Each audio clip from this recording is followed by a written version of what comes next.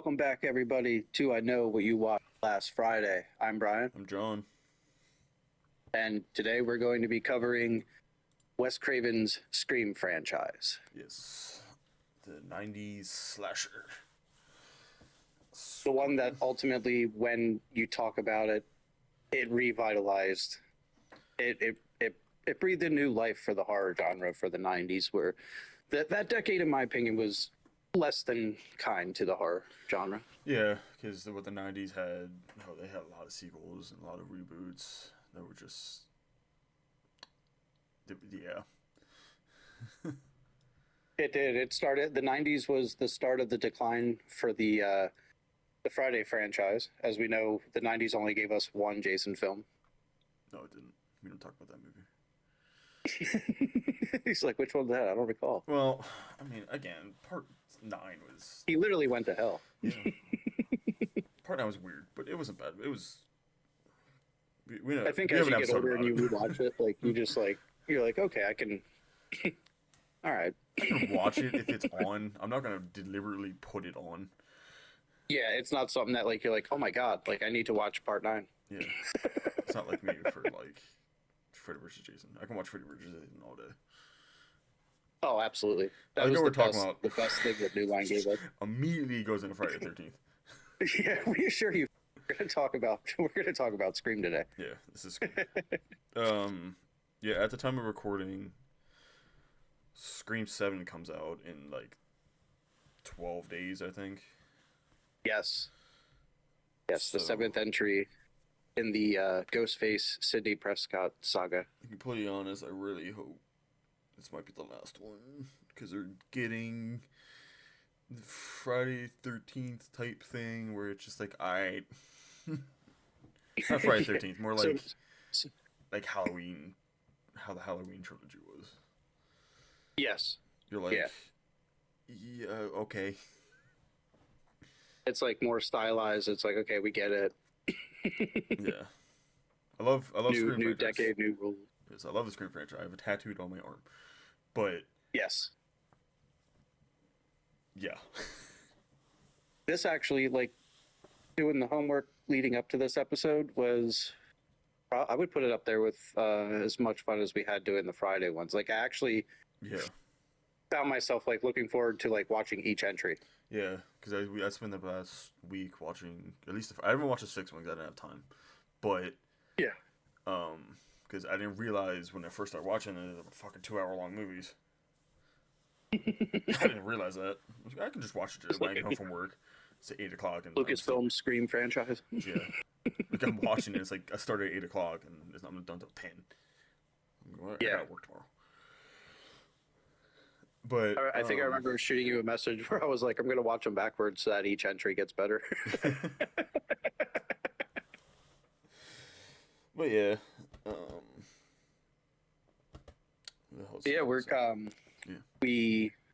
got our rankings, and we decided how we're going to go about doing this for you listeners is we're going to just start with the first film and see where we both have it respectively. Yeah. Unless you want to start from back and then work for. No, let's just go in the order of the franchise. Yeah, let's go make it simpler. What was I going to say? Just went right out. What were you going to say? I don't know. I guess we can get our sponsor out of the way. Oh, yes. Yes. Once again, my buddy Austin is sponsoring this video with his brand, Conscious Culture. A streetwear brand built on individuality, not trends. Every piece is a statement against conformity, made against those who choose their own path. You can find them at shopconsciousculture.com. Define the norm, redefine fashion. That was really good, bro. Thank you. Pretty good for... That was. So, yeah, that's shopconsciousculture.com. Yeah, pretty good for waking up like an hour ago and just recording. I would have never been able to tell. Yeah, that's why my voice is probably that was pretty good. When I have a script, I'm good. Applaud this man. If I have a script, I'm good. Yeah, we're covered. That's what I love about doing Jared, I know what these. you watched last Friday. We would never let you leave a cabin without a flashlight. That's why I love doing these things because we don't write scripts. We don't, as No, you can tell. So we just ramble. That's what makes it fun. we ramble on. That's right. So that's what makes it more personal. So I Um, think yeah. we already know where the first entry is going to rank for the both of us. Yeah. I could be wrong. um, I could be wrong. I doubt it, but I don't know. Even the listeners are like, "Don't be fucking stupid." Um, is that anything that's going to get out of the way? I don't think so.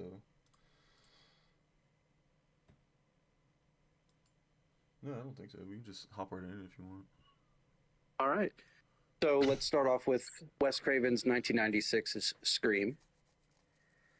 Yes. Of course, I have that on my ranking as number one. Yes, me too. It is the best Scream movie, in my opinion, Yes. because it. These after watching back of these movies, um, it's helpful if you know the horror genre, but Hmm. even if you don't, it's still an enjoyable movie because these Yes. movies are like they're very meta.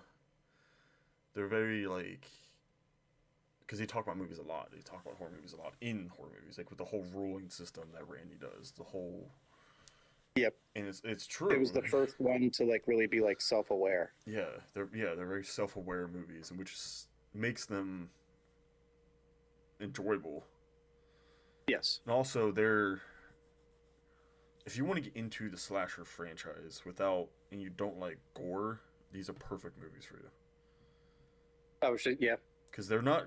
Yes, they're gory to a point, but they're not Yeah. like They're like visceral, but not like not like you don't really see. no, especially the first two Yes. because it's not like because the new trilogy is yeah, it gets a little more because It's it's brutal. updated. Yeah. As each one goes to, you have to like up the ante and raise the stakes. Yeah. Which, Which as the films is goes on too, like that's another thing. Like you said, like it's just like it's every film. It's like new year, new rules. yeah, New Year, New Rules. They introduced like legacy characters and like all this different terminology and shit. Yeah, yeah. You're like, what the fuck? What I like about this is with Scream 6, I always think of it as so this was in 96 and Wes Craven's New Nightmare was only 2 years prior. So I often tell people like if you watch I think it's fun. If you watch Wes Craven's New Nightmare and then watch Scream right after it, you could tell New Nightmare he was testing the waters for what would eventually become Scream. Oh, okay. Yeah, I never. With it being self-aware, being it Oh, like a okay. film based on like, you know what I mean? Like you're following Heather Langenkamp as herself, but by the end of the movie, she's back into the script as Nancy. Oh, okay. Yeah, I never It seen was it was like one of his. It was like the parallels to those two are really good. Yeah. Um, it's funny with these watching over these movies again. Um, I started watching. I told my wife I was gonna watch Scream to guess where we're gonna record. So like, I'm just gonna. Yep. I'm like, all right. So I expect her to just like be on her phone and all that stuff, but no, she was actually like sitting there. She was excited to watch these movies with me. Which Oh, is, if anybody knows her, she's not. She loves horror, but she gets into it. Like all the jump scares, she like clings onto my arm and fucking hurts the shit out of my Yeah. arm. But yeah, it was really nice, like bonding moment between us. That we sat. She was actually Oh, like, I got home, made dinner. She's like, when are we gonna watch the Scream? I'm like, yes. bro. Like I said, yeah. When you told me that, I was like, dude, goals. Yeah, Katie likes watching them too. She likes the whole whodunit like aspect. Yeah. And it's funny after you like you know who did it and watching them back, It's like they make him Oh, yeah. kind of super obvious.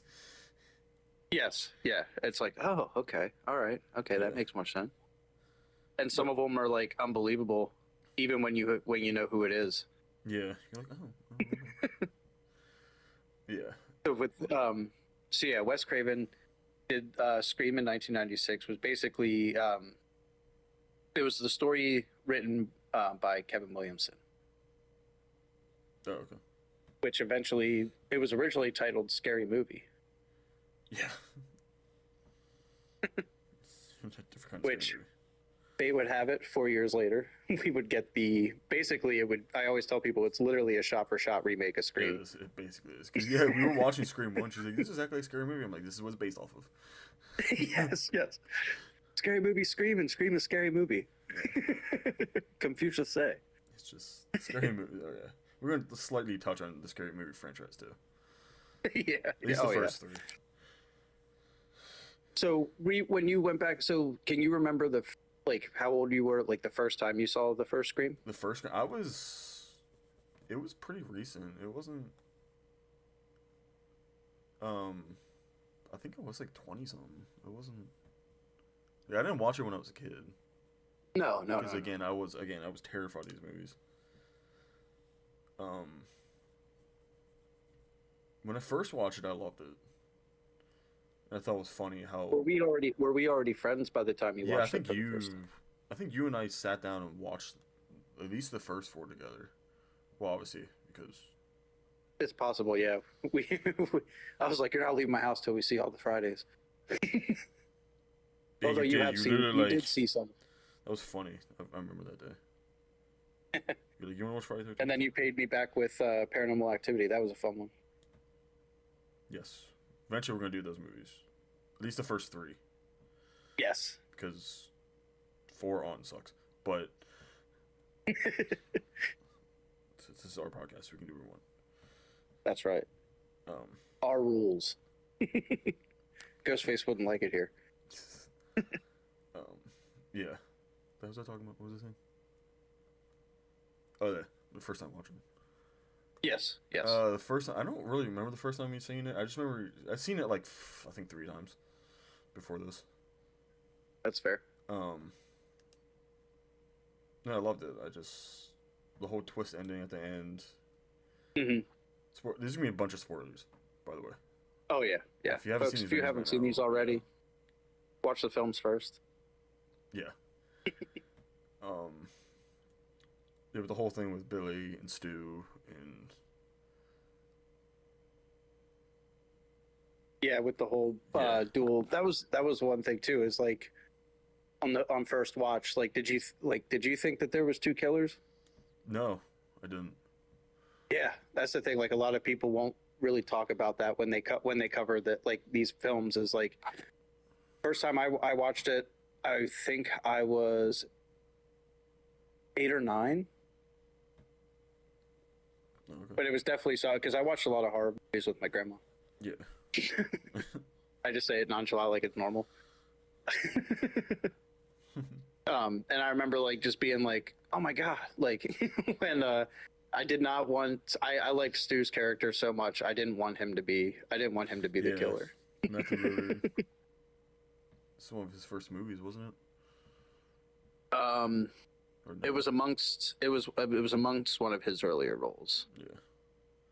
He had just done a movie called Hackers, which is really good if you have a chance to check it. It's not a horror film, but that was released in '95. That was pretty good. Oh, okay. Yeah, then the hell's He used to be a host in the '80s for okay. Animal Chin, which was like a skateboarding channel, like featuring like young Tony Hawk and like the Powell Bones Brigade. Oh, okay. That was when he was called Matthew Lynn Lillard. Oh yeah, I remember hearing that before. Just like in Halloween 6, when we didn't get Paul Rudd, we had Paul Stephen Rudd.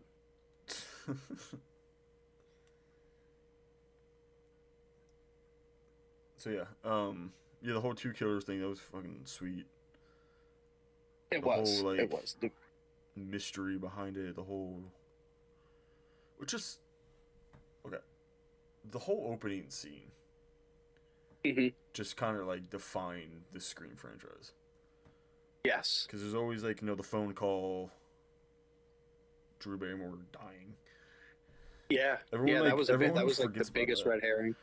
Everyone forgets about that. Yeah. Yeah, that's probably the most brutal. Yeah, everyone's just like, yeah, Drew Barrymore was in this movie. She was in it for a whole intro, and then gets gutted, Yeah, yeah. which is insane. She didn't talk about it the way the actor that played Kincaid was when he was like, "Don't buy no popcorn, don't buy no soda. I'm not even in the movie for like 10 minutes." Yeah, the whole fucking Jiffy Pop thing. Every time I see that, I always think of Scary Movie. Yes, where it's just ballooning on the stove. It just gets massive. What she say? He's like, "What's your favorite scary movie?" And she's like, "Kazam." And he's like, "That's not a scary movie." And she's like, "Yeah, but you never seen Shaq act." Oh my god. I do like when I was rewatching when Ghostface calls Drew Barrymore's character, and when they're talking about the Halloween films are mentioned, Mm-hmm. and you actually hear the score kind of change to like a Halloween-esque like theme. Oh, okay. I didn't pick up on that. Thought that was pretty interesting. Yeah, that's what I love. See, these movies But are. then again, it's Wes Craven. Yeah. Another thing I love these movies because they're supposed to take place like in the same universe as like the viewer. Yeah, So there's like they list off a whole bunch of movies that like they're still movies while they're making yeah, a movie. The whole with whole yeah. It's supposed to. Randy This scene. is all supposed to be like taking place in our real world. Yeah, it's like a documentary type of thing. Yeah, Um, yeah. So the I whole often yeah think too, like with remember 2007's The Strangers. yes I feel like a Scream film could have been like that. Like that's how 96 would have been. Like if they didn't do the whole Sydney thing and it just was like her being terrorized at her yeah house. The Stranger that was a fucked up movie. I do not like the sequels to that. I I think never the seen first one, the first one definitely stands on its own. first one I seen yes I love the first one. That is the only horror film since I like from I was 17 when that came out, and between now and then, that was the only one that actually like when I got home, like I was like actually like making sure everything was locked. Yeah. Like it actually made me like people suck, people can suck. Yeah. And then you lived in a not a remote place. No, no, but I was just like, Yeah, this is a small town. because you were home. People are not. Yeah, seriously. I should like. Not to mention that basically, I mean, there have been two murderers that lived in my town, but I don't want to talk about that. I want to glorify the Scream franchises. Yes. All right. But so for the first Scream movie, I was going to ask you for the beginning for both Casey, which is the character played by Drew Barrymore, and then her boyfriend Stephen Orth. yes. Who do you think killed? Who do you think it was that killed Stephen? And who do you think it was Steven? that killed Casey? Uh.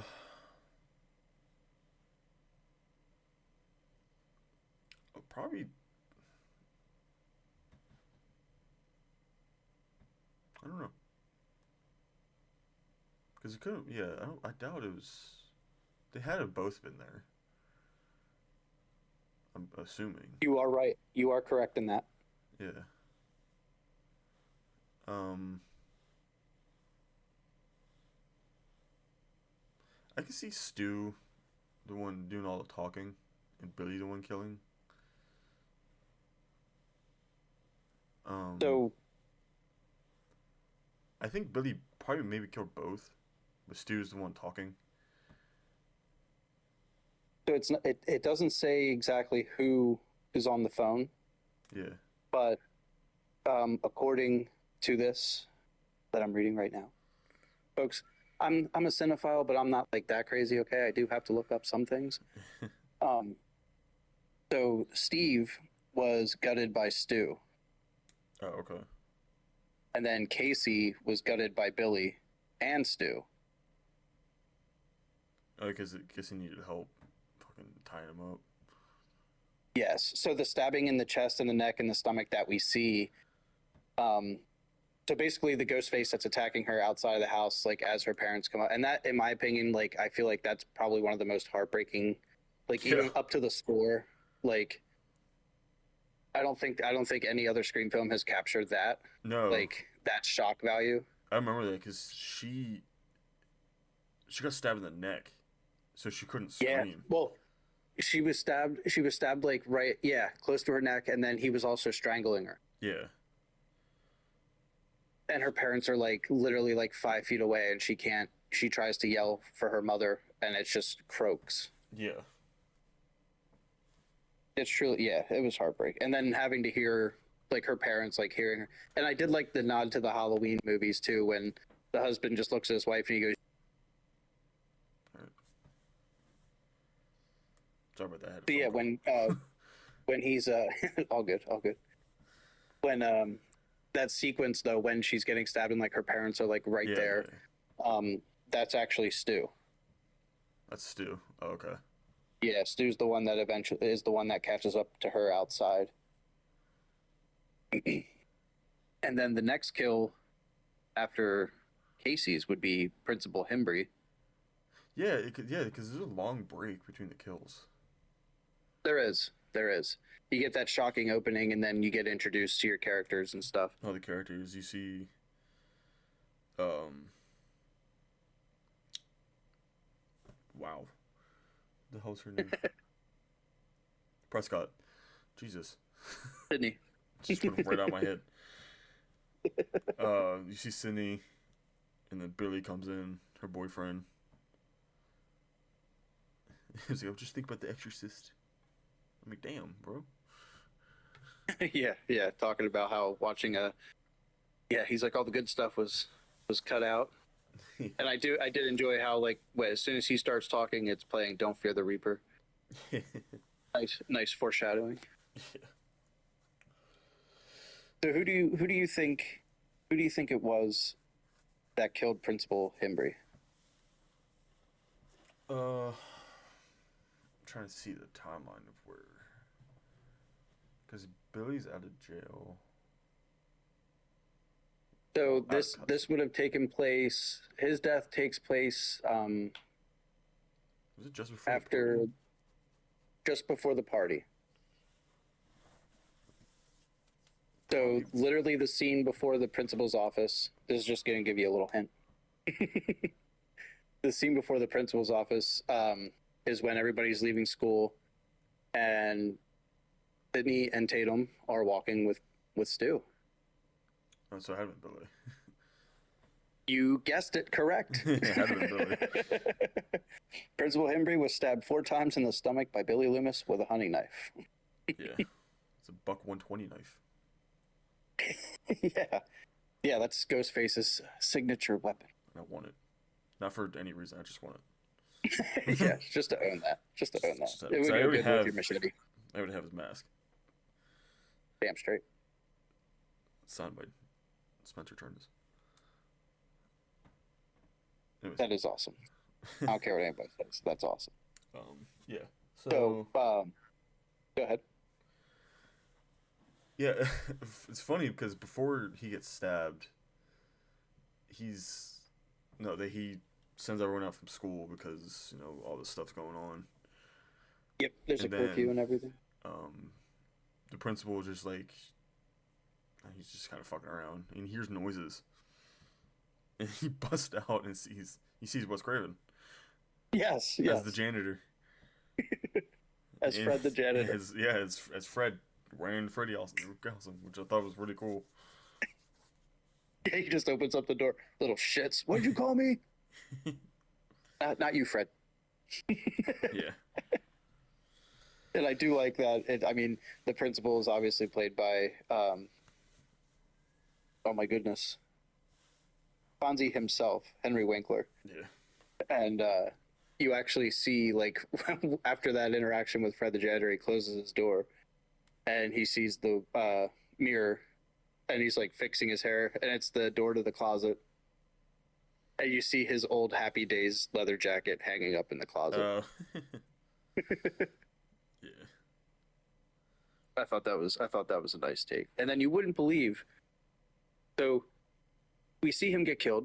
Of course, Ghostface, like, he checks the doors, he goes back in, and then we notice that his office door is open again, even though he closed it when he originally left it. Yeah. And then that's when the door closes by itself, and that awesome reveal of Ghostface. Like, Billy.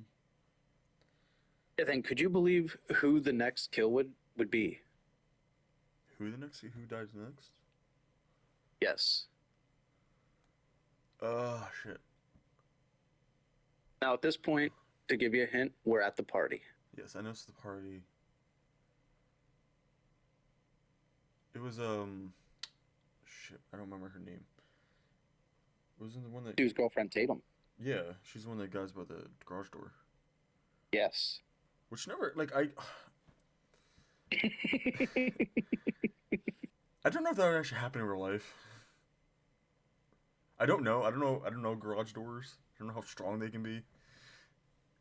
This is also the 90s. Apparently back then they could lift a person. Lift the person, like, goddamn. Again, this is the 90s, so I don't know. This movie came out a year before I was born. That's very... I was 6 years old. Hoovy was just making his appearance. Yeah. Yeah, she... So who do you think it was that killed her? Where was Stu at the time? Because we don't see Billy for a while. You don't see Billy for a while. You don't see Billy until... Towards the end of the Well, party? so... Yes, it's right after... It's after the students start to leave because they get the phone call about Principal Hembry. Yeah. So, which was done by Billy. But is this before or after Randy's rules? This was after Randy's rules. So... Oh, wait, did she die before? Oh, she actually died... She died before he started going over the rules. And Billy arrived after he went over the rules. Okay. I don't know if it was Billy. I can't remember. I want to say Billy, but I feel like it could also... You would be right. Yeah, because I feel like it could be Stu as well. I don't remember where Stu was at exactly. Stu was in the living room with everybody. Yeah. He didn't go to leave until Randy was, like, in the middle of his rant about the rules of horror films, because he said there are three important rules, and he never gets to the third one. I thought it was the I'll be right back one. That was I'll be right back. But then there was four. He said there was four basic rules, but he never stated what the fourth one was. Oh, okay.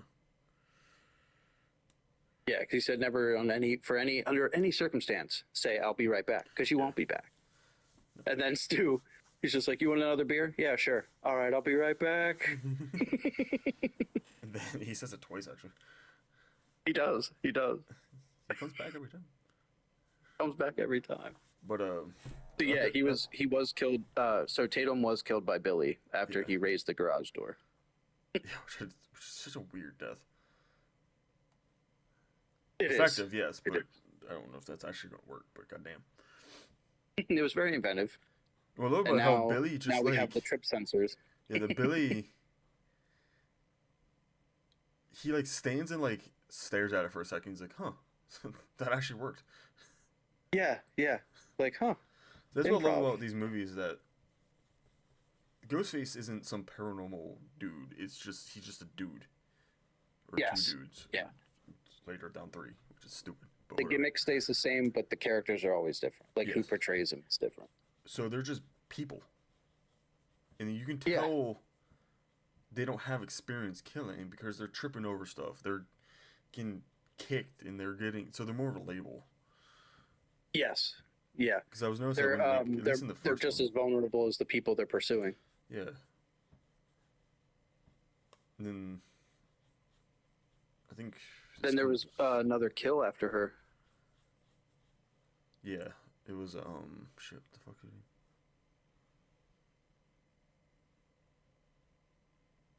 I feel like even he wasn't given enough love. wasn't the camera It was Kenny the cameraman. guy? Yeah, motherfucker gets his, yeah, he gets his throat slit. He does. Can you guess by who? That happens too. That is Stu. Yeah, That Stu's is gone Stu by with the then. hunting knife. Yeah, Stu really does love that buck knife. hell, it's a signature thing. Yeah. You can buy one. It's $125. You can. They're expensive. And then, of course, we have our two killers revealed to be Stu and Billy. Yeah, And for Stu, how does he go out, Hoovy? Stu gets. Oh, he gets a fucking TV shoved on his head. Yep. Yeah, he gets his TV shoved on his head. Um, then Billy gets, well, he gets stabbed and shot in the head. Yes. Yes, he gets shot. Billy gets shot by Sydney with a pistol a total of 7 times. Yeah. Now, what was that famous fucking jump scare at the end? They always come back. Oh. I do like where he's like, wait a minute, it's Gail. I thought she was dead. He's like, I thought she looked dead, man. She still does. You hit me with the phone, dick. Yes, yeah. You hit me with the The phone, whole ending Dick. sequence, the whole ending sequence of the first movie is so good.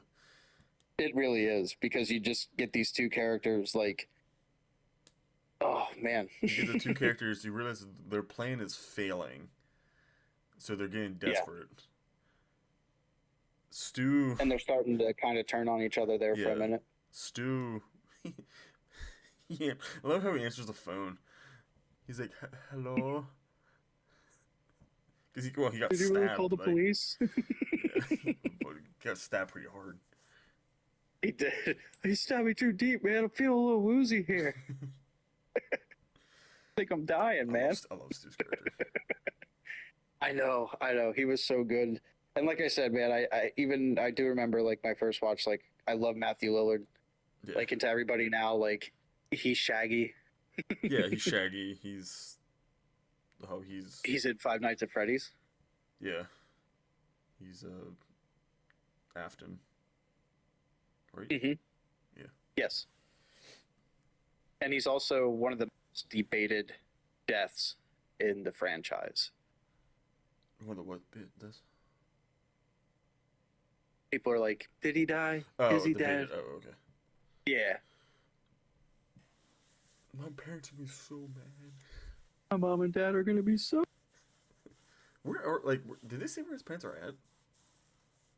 They're just away. I think they were away for something to do with his sister. Oh, okay. Yeah, everyone forgets that Stu has a sister. Yes. Keep that in mind for this next entry, folks. Yeah. I don't know if that's going to be a thing, but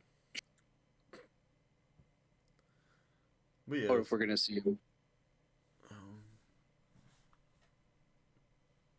So now, what were you going to say? I was just going to segue into Scream 2. Oh yeah.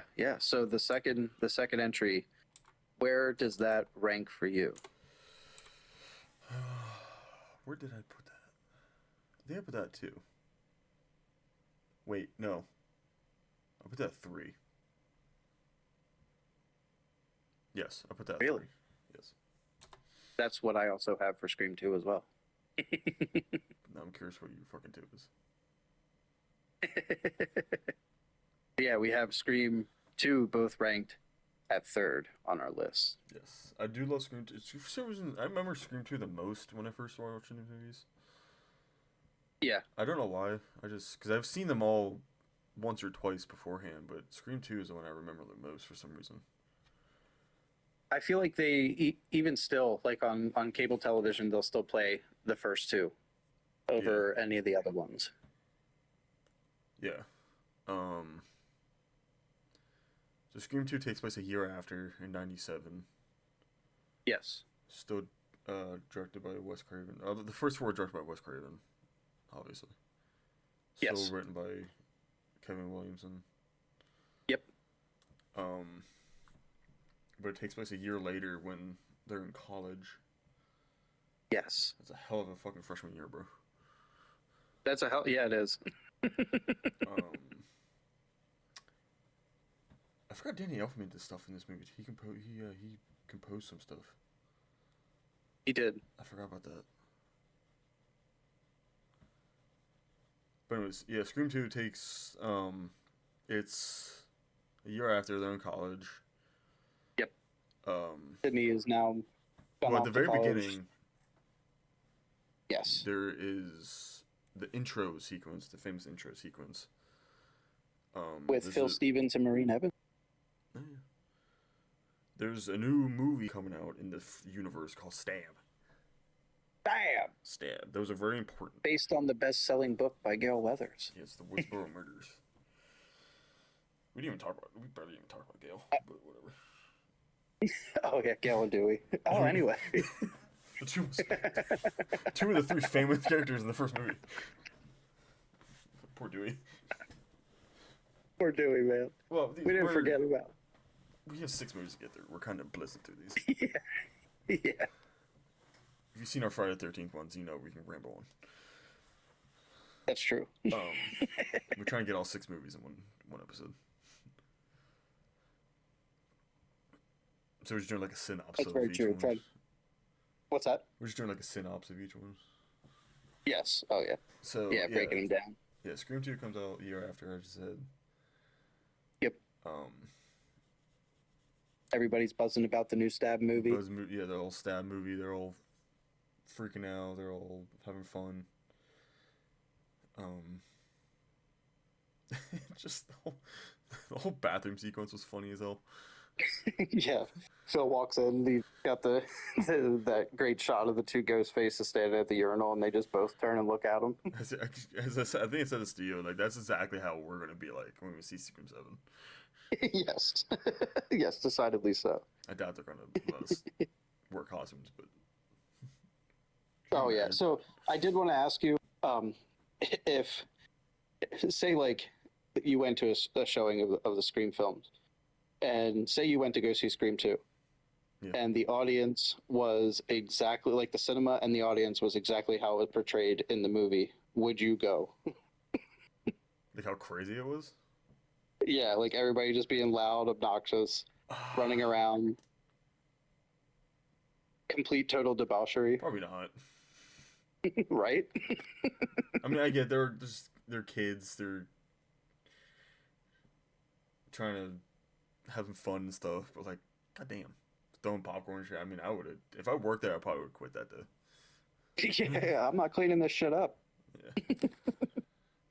It would be opening day for Stab. It would be Hoovy's last day of employment. Yeah. At the movie. Yeah. So the whole intro, there's a couple would go there. They don't. Of course, I'm not gonna lie. What's her name? So the boyfriend's name is Phil Stevens. Yeah. And the girlfriend's name is Maureen Evans. So Maureen, yeah. I always think a scary movie too. She's just like eating fucking big ribs or some shit or something. Yeah, that's right. She brought her own meal. And she's on the phone talking loudly, like spoiling everything. Yeah, so Phil gets killed in the bathroom. He does. He gets killed he hears what appears to be like something going on in the stall next to him. Yeah. And instead of going to the bathroom, he magically forgot that he had to pee. And he's leaning forward the stall. Yes. And what noise is the ghost face making? So, okay, so we're getting to our first kill. There's 2 killers in this film. Yes. That's always a rule. There's always 2 killers. There's always 2. Except for the third one. 6th one. Third one. And the 6th one. And the 6th one. Yeah, yes, you were right. Yeah. So who do you think kills Phil Stevens? Who stabs him in the ear through the bathroom stall with the hunting knife? Oh fuck. Should we spoil it? Should we just say who the killers are first? or Yeah. Yeah. Why not? because Talking about, because like I said, like instead of going how we would normally, we'll jump around, and so the two killers. Go ahead. particulars. One is Mickey. Yes. He's basically just a student at the college they go to. Yes, he's like a Tarantino Yeah, film psychotic. student type. Yes, yes, played by Timothy Oliphant, Yeah, he's also known as psychotic. Cobb Vanth. Oh, yeah. He's one of Randy's classmates. Yes, yeah, Randy is back, folks. Yeah, Randy's back. I'm so glad to be a virgin. Yeah, yeah. That's what I never thought I'd be so happy to be a. Randy's back. And then the second killer is revealed to be Billy Loomis's mom, Yes. which is weird to me, but it makes sense. Like I get it. It's still kind of weird, but Yeah, like I'm gonna abandon my son, but oh no, somebody killed him, so I'm gonna avenge his death. yeah, but whatever. For my notes for this one, Hmm. I even put I feel like it was too rushed to capitalize on the success of the first entry. Yes, And I honestly think it would have been cool to see if Roman had a hand in convincing Mrs. Loomis to continue his work. Like, if that were the case, and they didn't kill Randy, spoiler, I would have ranked this. I would have ranked it number 2. yeah. This story it makes sense, but it's a little weird. Yeah, it's basically Like like everything their up to the motives when they reveal at the end. yeah, everything up to the ending is good. The ending's Yes, goofy as hell. the ending. I felt like I was watching like is this a daytime soap opera? Yeah. Um. And I even that one scene too, when after it's revealed that Billy's mom is the killer, like that, it's a GIF image of Mickey just going, Billy's mother. Because you really had to ram that home in 1997. Yeah. And then we get to, so Phil Stevens is killed by Mickey. He's killed by Mickey. Yeah, I figured it was that because I don't think you need a lot of strength to fucking put a knife through the damn wall. Yeah, yeah. We're not sexist, but like, she's a middle-aged mother, and when you see her physical form Yeah. outside of the Ghostface costume, like you look at her and you're just like, okay, okay. Yeah, she's small. But it's good. We're actually, as we go through and reveal like who killed who, that statement's going to stand true as the fact that she is timid and too small. Mm-hmm. So that Marine, his girlfriend, Yeah. I'm assuming she also gets killed by Mickey. she does. She bleeds out in front of everybody in front of the screen. Yeah. 'Cause at first, everybody thinks it's part of the show. Yeah. Then and you say you notice it, like people are like, "This is blood." Yeah, yeah. Like when you see that scene, like that shot of the audience, and like people are slowly realizing, like, oh shit, Yeah. and they're like taking their masks off. Yeah. Yeah. And I do remember reading about the actress. So the actress portraying Maureen Evans is Will Smith's wife, Jada Pinkett, and that's she had what- told Wes Craven that she didn't want to do the movie unless she went out like in a memorable way. no, she did. But oh, you didn't know that? Yeah. I didn't know that. Yeah, I didn't know that.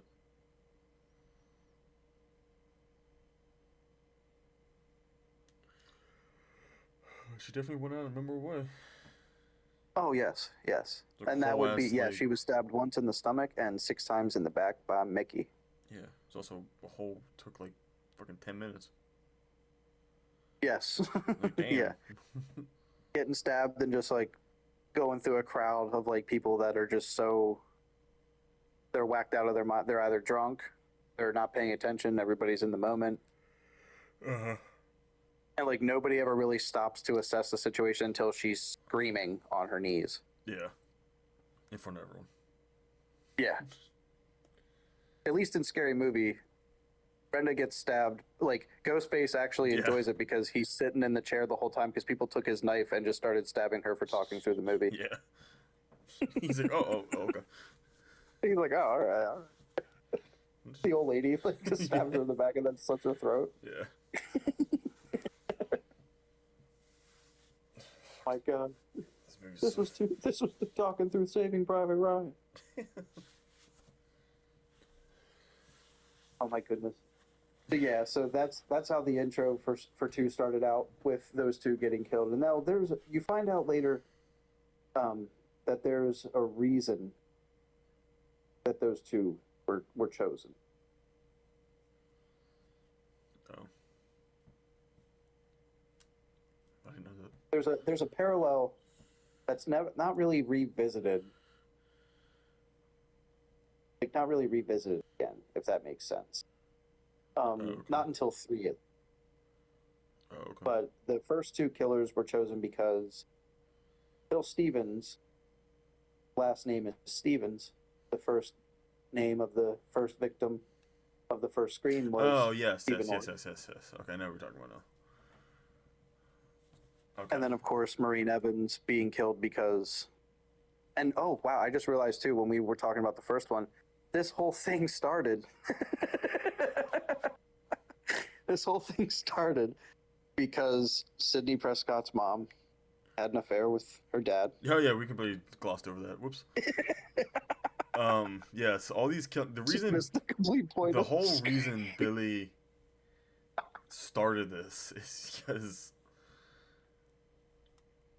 yes, Prescott's mom had an affair with Billy's dad, causing his mom. Jesus. Let me start. Yeah, the dad mom.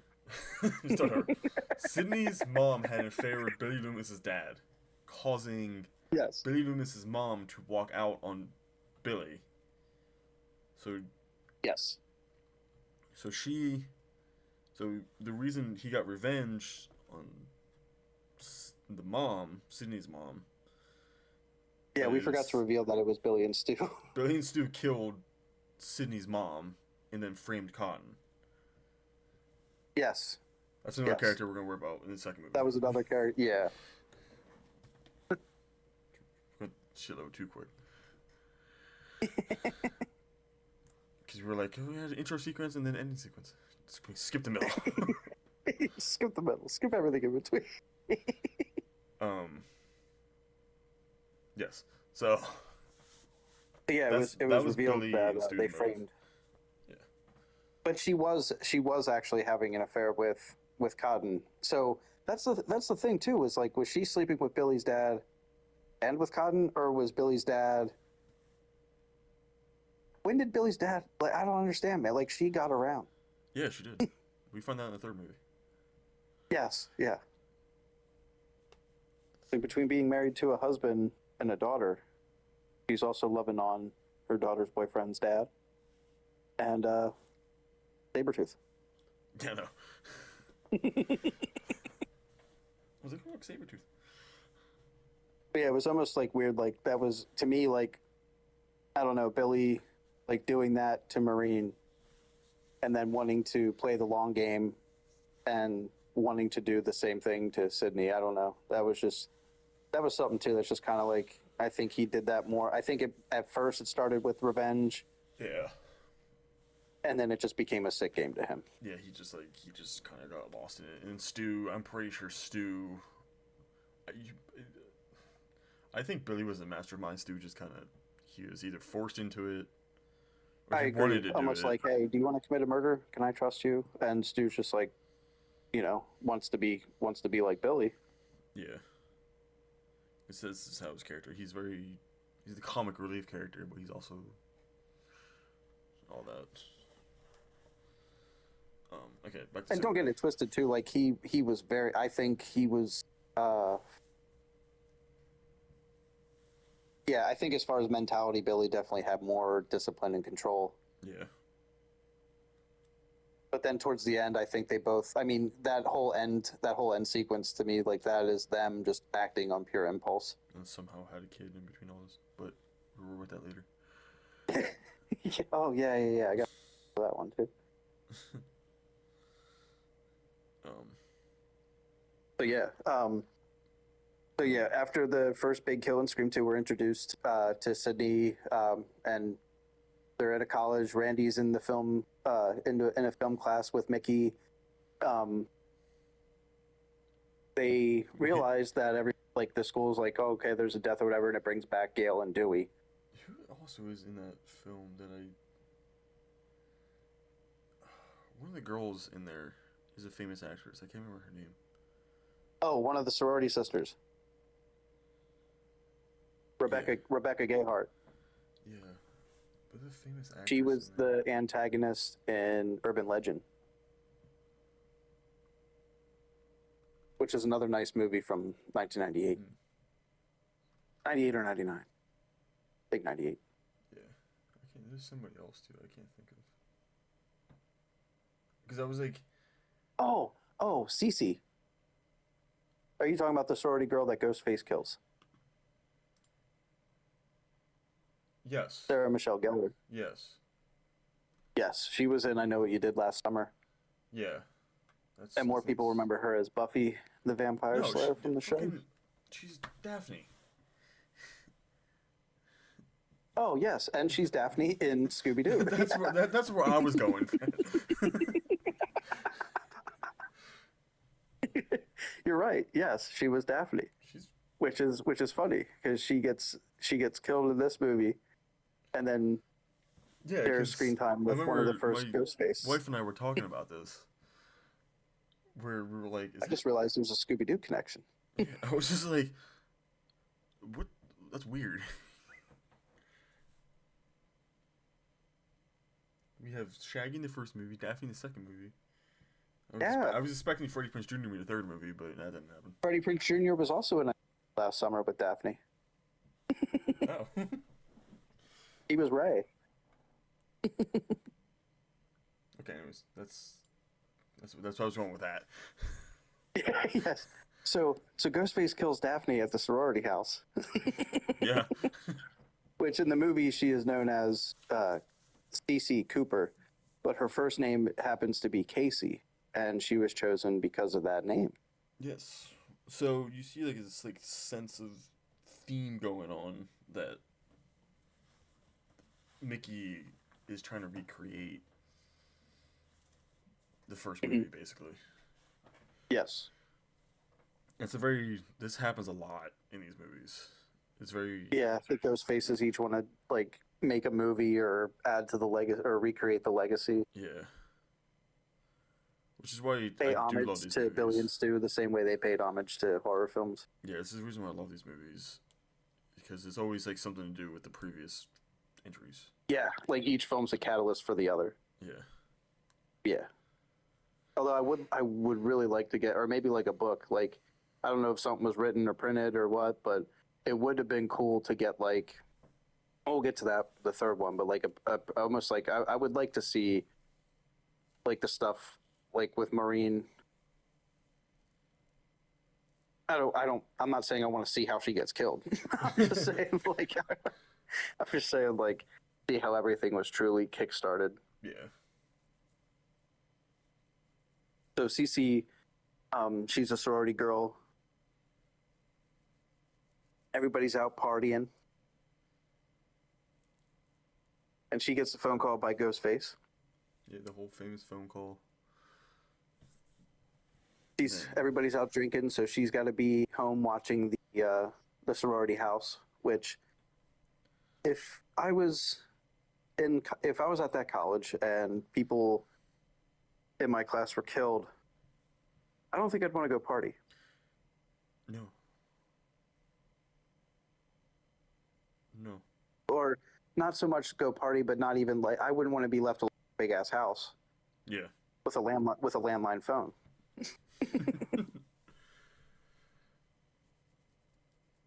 Yeah. So how does she get killed, Hoovy? Honestly, I don't. What's that? I don't remember. He actually throws her off of the That's second right. floor. Yeah, she like Oh stabs wow, him a I bunch just of times. spoiled it too. Oh, I whatever. was gonna ask who do you think killed her? Whatever. Because Mickey was at the party, wasn't he? I don't remember. He was, but he was also the one that killed her. Oh, okay. Oh, okay. Okay. Oh, yeah. Because he Yeah, showed he up later. stabbed her in the back twice, and then threw her off of the balcony. Yeah. But so as it's set up, and like Hoovy said too, like we jump around. Um, Sydney does have a new boyfriend in this entry. His name is Derek, Derek's portrayed a good guy. by Jerry O'Connell. He's a good guy. He is. He's a good guy. Everybody remembers him. He's most famous for playing Vern, the chubby kid, in Stand By Me, which was a great movie by the late great. My gosh, Rob Reiner. Yeah. Yeah. So So Sydney's life yeah, in this movie is she's basically kind of being terrorized trying to by rebuild. this. Yeah, she's trying to rebuild. People keep calling her because Yep. this It's whole movie time. thing. People, the fans are. She got caller ID. Yes, that's right. Which is a big thing back then. Right. Um, Yeah, and it was actually because of the first Scream, there was a resurgence and heavy marketing for caller ID after the first film, Because back then, everyone just kind of answered the phone effectively for ending everybody. prank phone calls. Yeah. Everyone just like, even though people still do it now, like with the whole cell phone thing, it's see, I could whatever. I could tell later. I could tell later. So yeah, He's like, well, Cindy's trying to he's like, rebuild, trying to live a normal life, yes. and then they find out about these killings and like, oh shit. So Dewey Yep. Now comes. everybody's Dewey's there again. He's all and fucked he's there up. awful fast because those killings happened that night. Yeah. And then he even says to Sid, like, I took a plane here. Yeah, I don't. I didn't It's say where just the like, college how is at. fast? Where's the college at? I don't. Windsor College. It is. It's Windsor College. To Windsor College. Oh. I can look it up.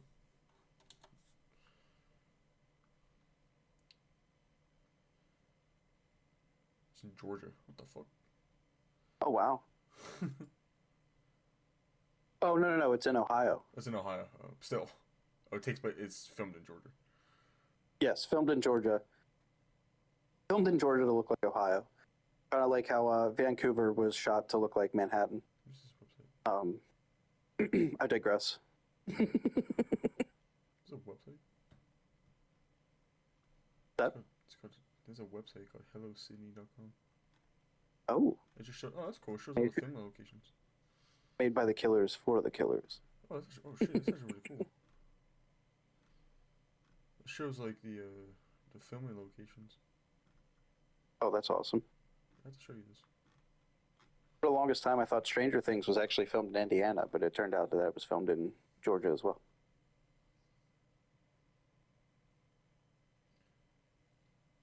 Huh. Oh, the same theater is what they used for Thriller. Yes. Oh, yeah. That was. And I didn't bring that up. But A the lot of interior as is different. yeah, the interiors, the outside marquee and everything's like the same. Yeah. Huh. I didn't know that. Pretty cool. And the Omega Beta Zeta But yeah. house is in Catch Me If You Can as well. It is. Yes. It was either the house of his wife's parents or it was the where he took the bar in Louisiana. Yeah.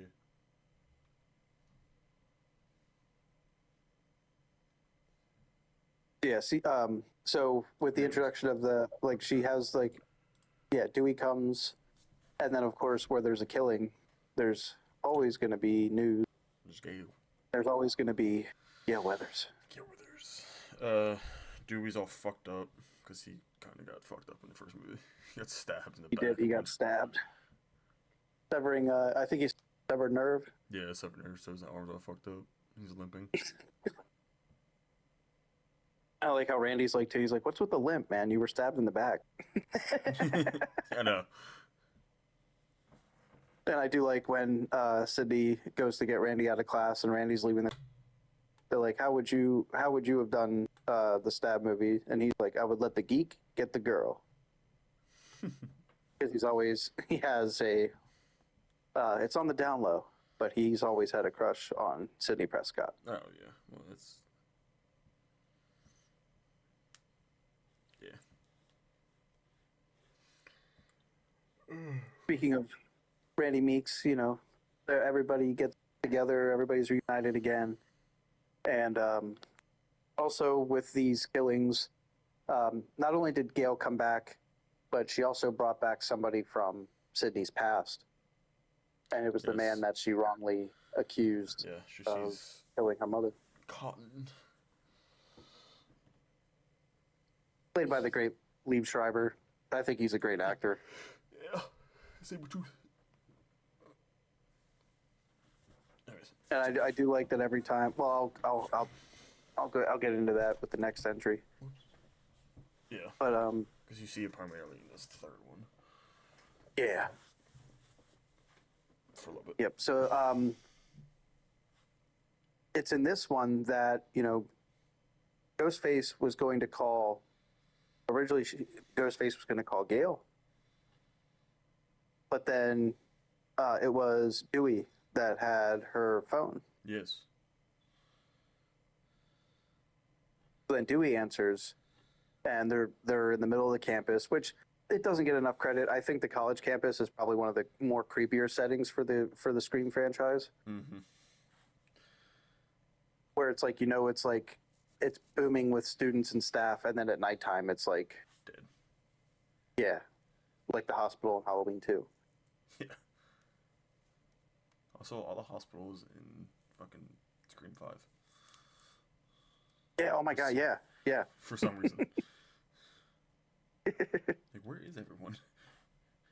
Is everybody okay? Oh, so we're just gonna attack people in the coffee room. Okay. No cameras or nothing? No. What kind of hospital is it? What budget are we on? It's Woodsboro. It is Woodsboro. Anyways. So we have the next kill. So after Dewey's on the phone, then him and Gail start looking around. Yeah, they're trying to find because it's Randy, Gail, and Dewey trying to find the killer. Gail and Dewey run off. Yes. And then Randy has the phone. Yes. So he's talking about like all this stuff. He's talking about like, why are you like you're trying to copy Billy and all that stuff, and he's like making fun of Billy. Oh, and all talking that. mad shit. Yeah. And then Stu. And then I don't understand. Like when looking back at it, it's super obvious where he was at. Yeah. He's in this news van, just chilling, and it's the only vehicle around. Well, he's actually standing outside the news van. Still, he's around the news van. Yeah, yeah. The biggest thing he could be around. And they're like, it's funny because there's actually like, a reason for that. No? Originally, he wasn't going to be a film student. He was actually originally going to be written as Gail's new cameraman. Oh, okay. Yeah, the new cameraman Scream 2 was funny, so.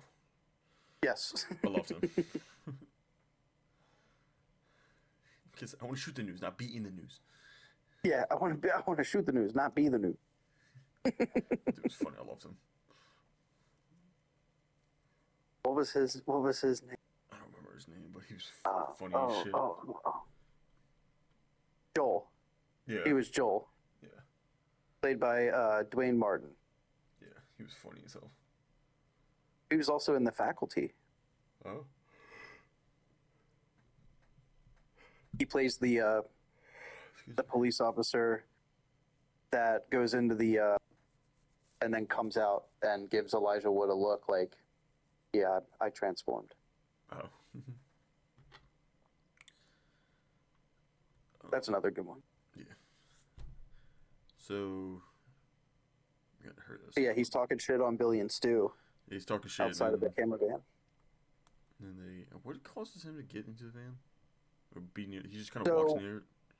He's starting to talk really bad about Billy, and then at the same time, there's a group of kids walking by with a boombox. Yeah, he starts just kind of walking towards the van. Yes, just and then there's when he gets distracted by the kids walking with loud music, almost instantly, the van door behind him opens and Ghostface pulls him in. Yeah, and you don't really get to hear. Like, you see, like, the van shaking, you see the windshield get broken inside, but nobody's really paying attention at that moment because while that's going on, those kids and those damn kids. And that weird dude, like, dancing. Yeah, yeah. Beware the kids with the boombox. Like, such a 90s thing, bro. Yeah, yep. So, it's safe to say we know who kills Randy Meeks. He does get his throat slit after being stabbed 4 times in the chest.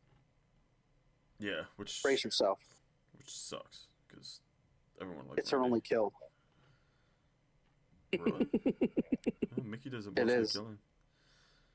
Mickey does most of the killing. So, yeah, spoiler. Nancy Loomis is the only... her only kill is Randy Meeks. Huh. Oh, I guess that makes sense because Mickey. She even admits to it at the end too. Yeah. It was because he started bad mouthing Billy. Yeah. Because remember, when Ghostface made that call, she was going to call Gale. Yeah, that's true. Which makes because she wanted to kill Gale.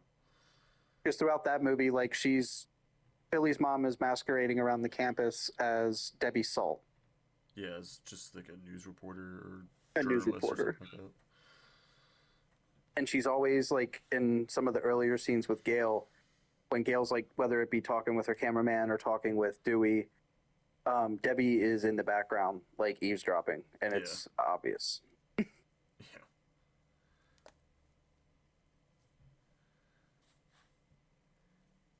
And then after that, it's... So then after that is, so there's his killings and stuff like that. Sydney gets the security detail.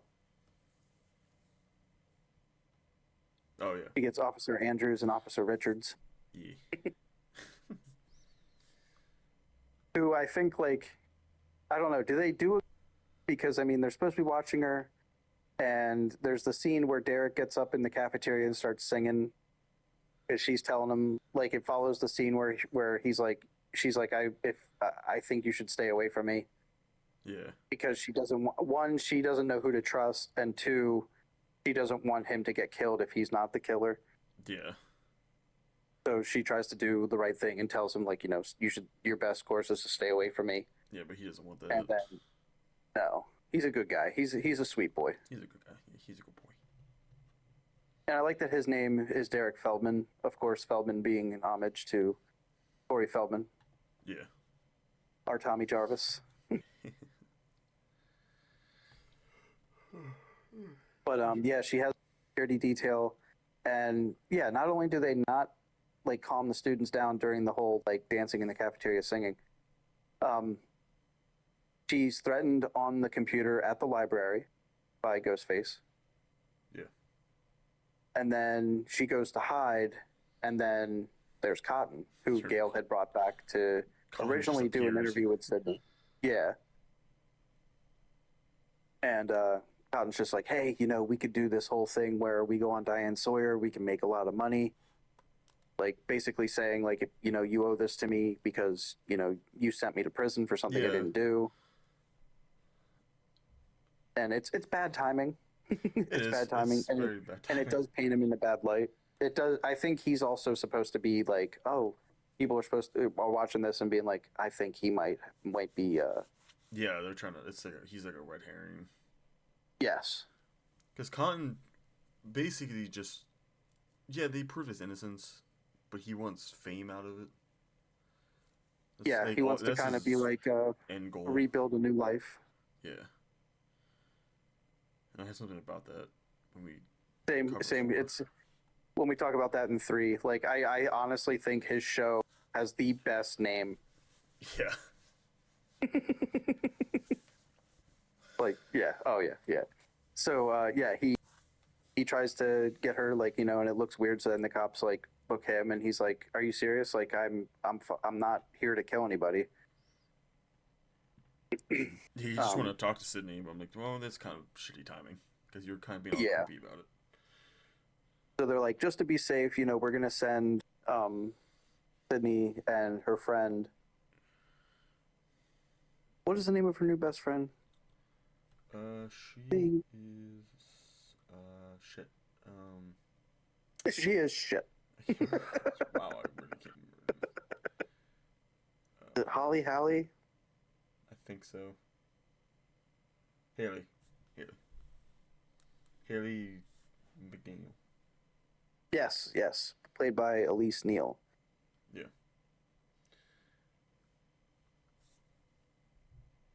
So they're going to put her and Sydney in protective custody. They're going to leave the campus. I just thought something funny with this next scene. What's that? I just thought something funny when I was watching it with the next scene. You can go ahead and explain it, and I'll say what I'm saying. When they're in the car? Yeah, when they're in the car. Like, they're driving away. Yeah, go ahead. They're driving away, and then obviously, I mean, they're in the back of a cop car. They're just up there. And I can't remember. Ghostface, does he shoot at them or something? What was that? How does the car get fucked up? Oh, because he's driving. Oh, yeah. Anyways, the car gets fucked up. The 2 cops, they die. And then the 1 cop, I really can't remember. Holy shit. It's still early for me. Yeah, no, Ghostface intercepts their vehicle when they're driving them. Yeah, that's right. So, yeah, they fucking drive. They drive into concrete. The fucking dude gets fucked up. He masquerades as somebody like that needs like help, like with a car or something like that, right? I don't remember. Wow, I really can't remember. Like they get out to like. Yeah, or something like that. Well, one guy gets out, then the other they drive, and then they crash into it. The passenger, he gets like impaled. One of the cops gets impaled with like rebar or something. Yeah, that's and then Ghostface is Officer sitting Richard. there. Mickey's sitting there unconscious. Yeah, they got to climb out. They have to climb out. What was funny about this is my wife was sitting next to me. She's like, and they're like climbing over her, and she's telling my wife was telling like Sydney and her to run. Yeah. It's just like getting into the movie, and like the whole scene when Sydney wants to like, well before that when how like Sydney actually honks the horn, that scared my wife pretty bad. Made her jump. Oh yeah. Made her jump was funny as shit. And then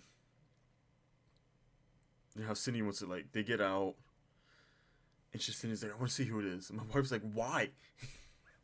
Yeah. Like really loud. It kind of goes back to like why you did like when Sydney even says in the first one like horror movies are insulting when the character should be running out of the house. Yeah.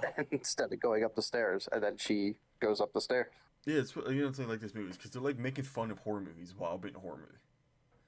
Yeah, not really following their own rules at that point. They're not like, following in that scene anyway. Yeah. And of course, like he's gone. I just want to see him. Which is insane because they turned it back for like a second. Do you think he like timed that?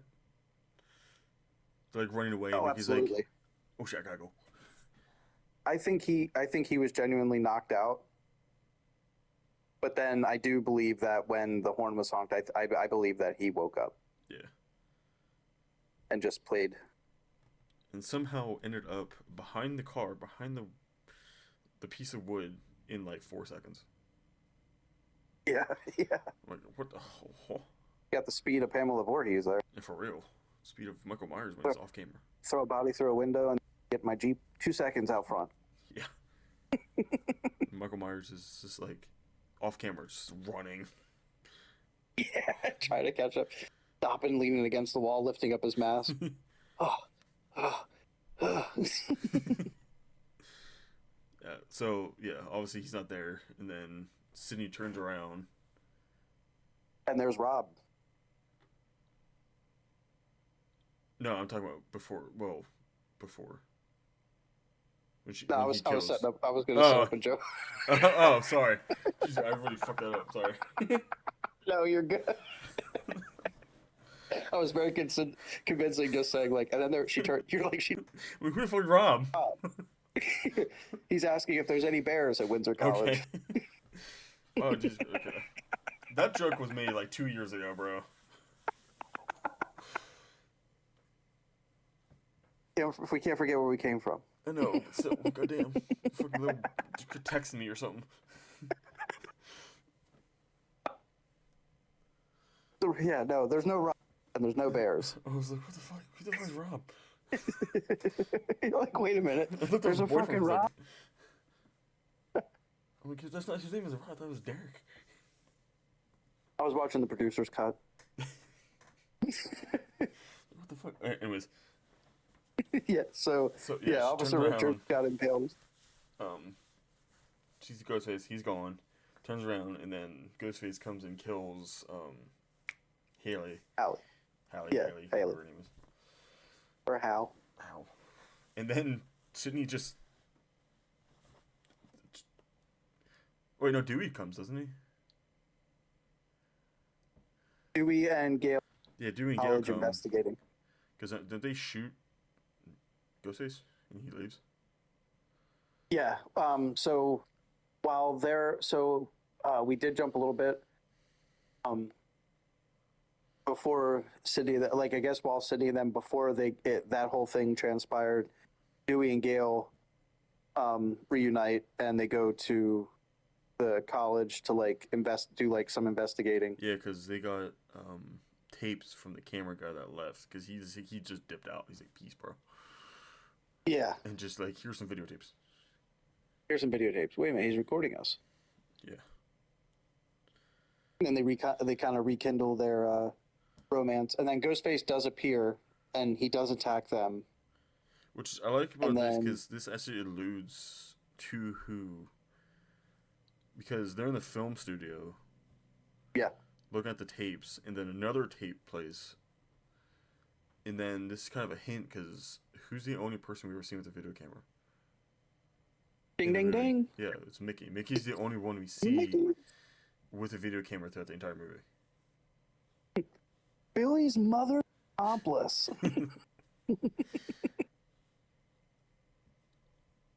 So it's like, if you don't know who the killer is, that's like a major hint of who it is. Yeah, giveaway. Yeah. And that scene too where he's just so Gail's hiding from Ghostface. She locks herself in like that like you don't realize it yet, but they're actually in like a radio room.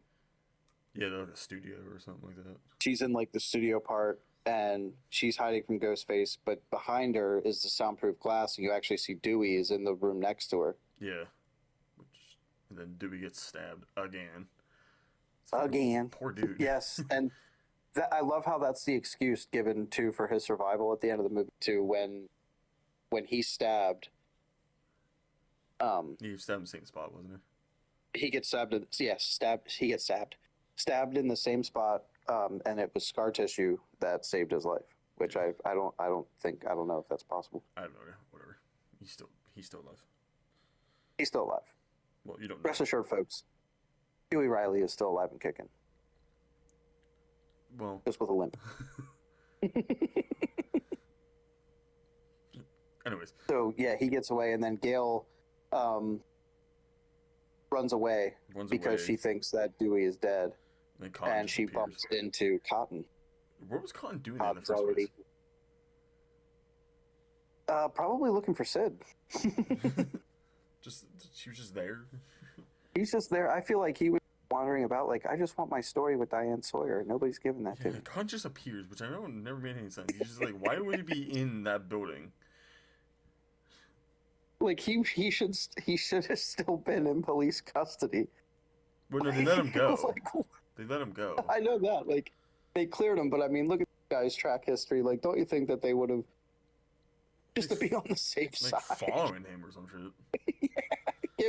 Take the like keep the detail on Sydney, but Cotton needs his own set of agents detailing his every move. Yeah, like whatever.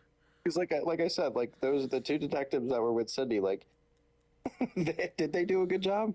Yeah, I don't fucking know. Probably not, 'cause he died. Yeah. Every cop that protects Sydney dies. What's that? Every cop that protects Sydney dies. Like, That is true. And then even watching through this franchise, I'm like wondering to myself, like, who has a higher body count, Ghostface or Sidney Prescott?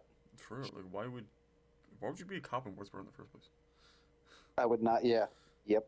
I'd be like, as soon as the first movie ended, I'm like, I'm gonna be a banker or something. I'm not.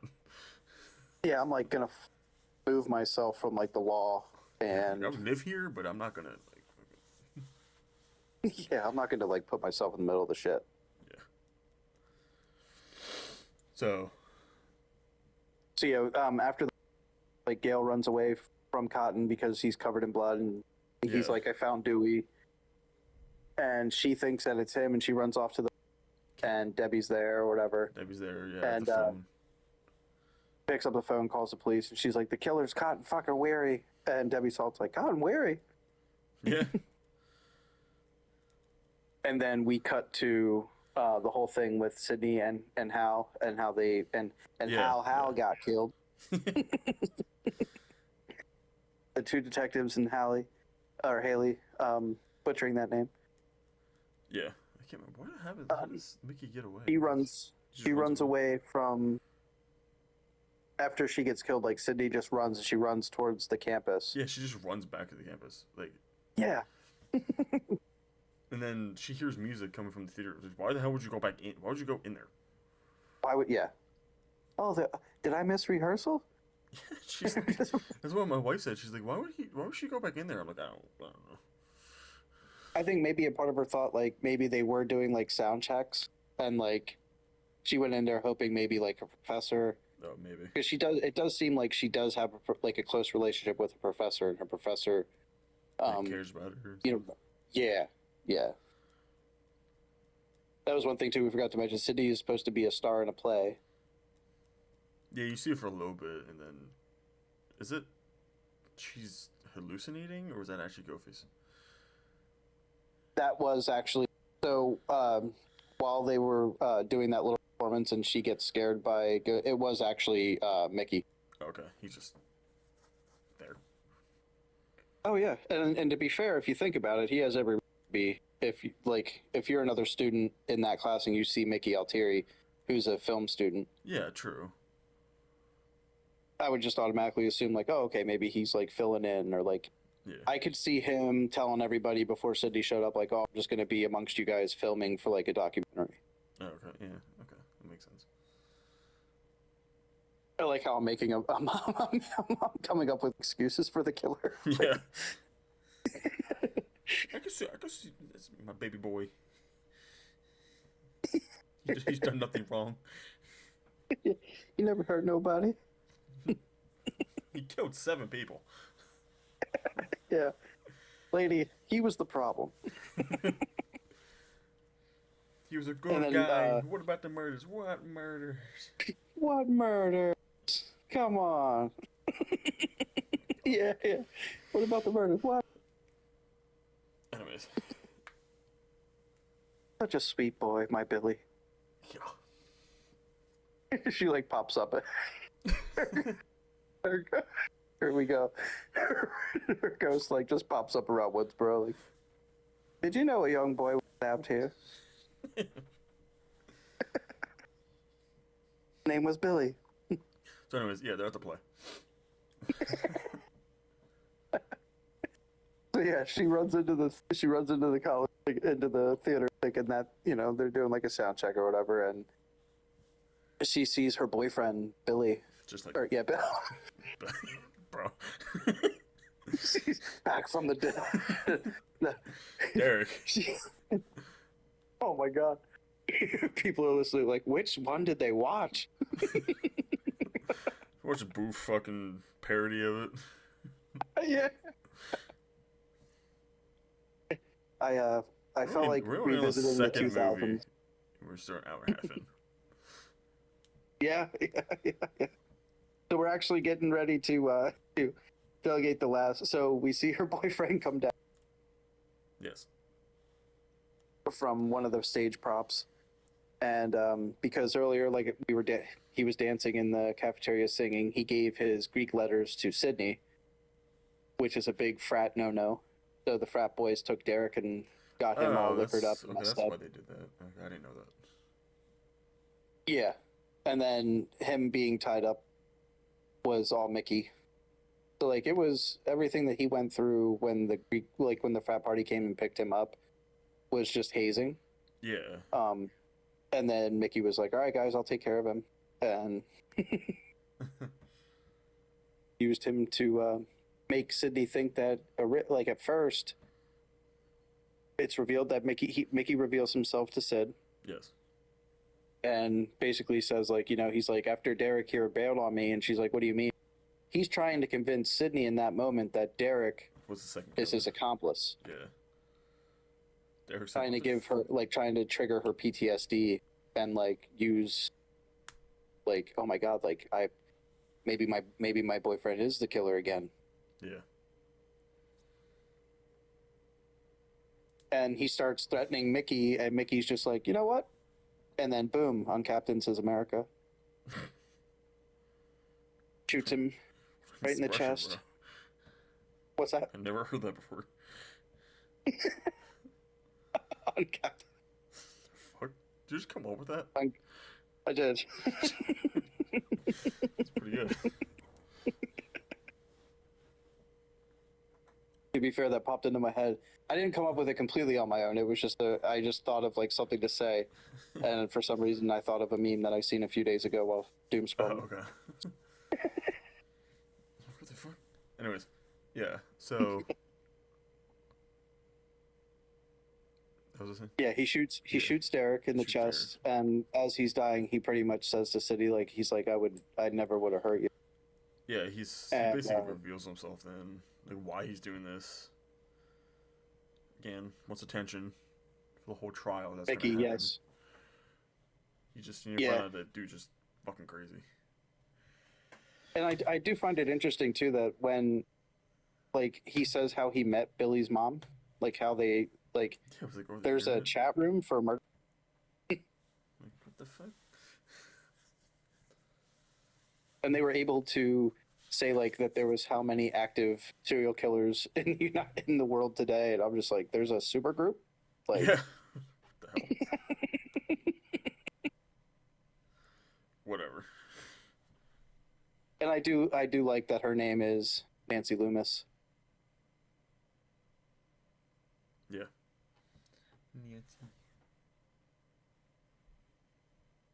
And speaking of famous Loomises, no, so it's also revealed. So we hear Mickey's like, touting his bullshit to Sydney. The Gail comes in, and Sydney's like, "Oh, so Gail's your partner," but then it turns out that she's being held at gunpoint from behind by Billy's mom, and Sydney's able to recognize her right away. Yeah, just well, I guess that makes sense, but yeah, to be fair, I mean, she was hiding from Sydney like the whole movie. Is he Mrs. Loomis? I'm like, the fuck? Yeah, it's like, oh, she knew? And then that's when Mickey's just like, Billy's mother. I know, I'm like, okay. Well, he gets shot. It's like, all right, and? Oh, yeah. Yeah, so they were supposed to be a partnership, and then she's like, shut the fuck up, Mickey, shoots him. It's like, there will be no trial. Mickey was not so fine. Yeah, he's like, there's going to be a movie. He's like, forget about the movie. It's all about the trial and, like, why he did it. And she's just like, you know what? He wanted all that shit. That was all his idea. I just wanted good old-fashioned revenge. Yeah. And I do like how Gail's like, "This is Billy's mom," and Sydney's like, "Well, this is like 20 pounds later or something like Yeah, that." like 60 pounds lighter or some shit. I'm like, damn, Yeah. bro. And his mom, Nancy's just like, she's like, "It's called a makeover. You should try it." So then, yeah, Nancy kills Billy's. So Billy's mom kills Mickey. Um, he is shot 16 times in the chest by Sydney and Gail with pistols Yeah. after being shot 3 times in the shoulder by Nancy Loomis with a pistol. So he was shot a total of 19 times. Damn. And then, of course, Mrs. Loomis she dispatches Gail. Gail falls off the stage. Yes. And then Cotton comes in, and then like Cotton's got the gun or whatever, and he's like, "What the hell's going on here?" And then Sydney's like, "This is Billy's mom," Again, and why then is she's Cotton like just like, trying to convince. Cotton's just walking around? Yeah, like I feel like he's just in the wrong place at the wrong time. Cotton just like. Do you ever He's like, "I sleep, just my want my guy? fucking Diane Sawyer interview." Like, bro, do you ever sleep, my guy? Like, it's For like real. 11 o'clock. You know, now the late night talk show host makes a lot of sense. Yeah. Homie does not sleep. No. So Cotton is secretly a Terminator. Yeah. Not in the third movie. Yes. But yeah, so Debbie is trying to convince Cotton to help her frame Sydney. Yeah. And he's like, "Oh," like pretends to go along with it. And he's like, "I bet you, Sid, that Diane Sawyer interview is very good right now." And Yeah. Sydney just says, "Consider it done." And Fucking you get shoots that her. also. Like she just looks at Sydney and then looks at Cotton, and Cotton just shoots her. Yeah, Right now. and it's funny because Cotton, you think he's some like big tough guy, then he shoots her. She's like, "Oh my god." Yeah. He's And like, she's just I like, don't "Give like me, that." give me the gun, Cotton." Yeah. Cotton's like, "Oh, okay." Here you go. I'm sorry.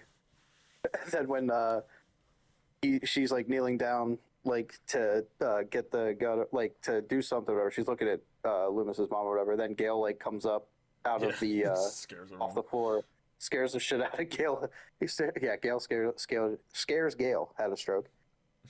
Um, and I like when Cotton's like, "Geez, Gail, you got more lives than a cat."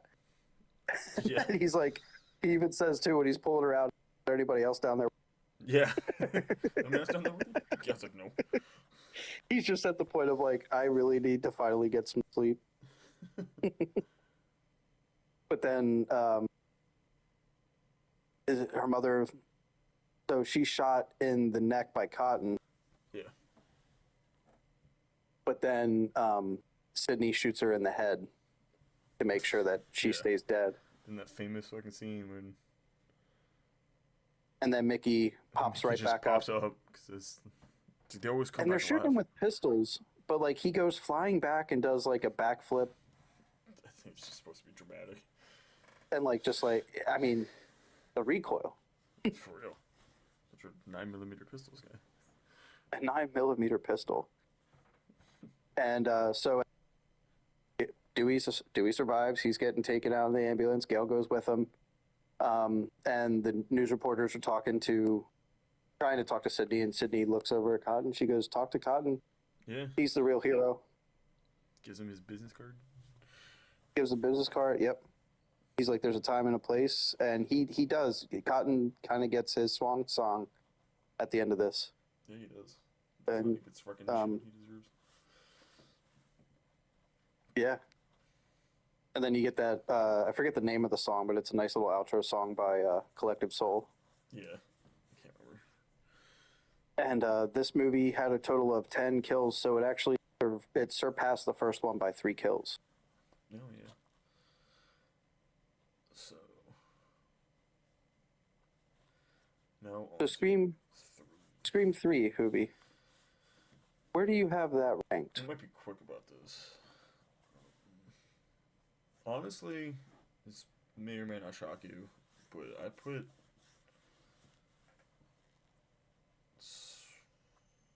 I think I put that fifth. So Scream 3 is fifth for you, Yes. which is funny because Scream 3 is actually fourth for me. Okay. I personally did not really care for this movie. I do like it. Yes. It's But likable but incoherent. it's a good movie, not a good Scream movie. Yes. Um, Yeah, I agree. I get it. Like, I know there was a bunch of stuff that happened because, I mean, this is the year Columbine happened, so I know they had to change a whole bunch of stuff. And I Yeah, respect they were that. originally going to bring Stu back. Yeah, I respect that. It's just my opinion. When I rewatched it, it was kind of boring. Yes. It's revealed, and we're just gonna talk about part loosely Yeah, we because can. there's not a lot of We didn't memorable realize it was. kills. We didn't realize it was going to take this much time. We're going to try to breeze through the rest of them. Yeah, it was just fun. There's not a lot of memorable kills. It's mostly just like because they're making a third stab movie. Yeah. And most of the people that die are just like characters that were portrayed. They're dying the other same people way their that died. characters would have died. Yeah, so it's not really like it's kind of like whatever. Up at at this point, it's like probably the most meta, Yeah, only because of them going to Hollywood. yeah, they're actually in Hollywood. The storyline is not bad. Like it explains more about like Sydney's mom. Yes. The whole twist ending is that Sydney has a half brother. Yes, you find out that Maureen Prescott used to be an actress. Yeah, she was an actress, and then before she met Sydney's dad, and it's implied that she was raped. was it before she met Sydney's dad, or was it during? Because didn't she leave It was for before. like it was before? Because she was like Yeah, she left she had Woodsboro for a left. couple years. I think it was like after she either graduated high school or college. She had taken. Oh, yeah, she yes. took a break. She left Woodsboro for a little while, and then tried to become an actress in Hollywood under the name Reynolds. Yeah. And then she was sexually assaulted, and the product of that was Sydney's half brother Roman. Roman, yeah. Which you actually see him in the first movie, right? Yes. So Well, kinda. yeah, back then I'm sure it was one of the two guys, but it's been retroactively confirmed that in the two scenes where in the first one where you see Ghostface in the woods when Sydney and Tatum are talking on the porch, that the Ghostface eavesdropping in the woods, if it's not Stu, then it's got to be Roman, and then the one in the grocery store is Roman as well. Yeah, but that's not confirmed. It's just kind of. It's not confirmed. It's speculation because at the time that those things are happening, Billy and Stu they're already in another location. Yeah, so it could But, just be somebody else too. Whatever. Yeah. So this one has the distinction of being. This is the only Scream film to have a singular Ghostface. It's the only one with one killer. I think the best part of the movie is because you see Randy again in like a film documentary that he did, Yes. which I loved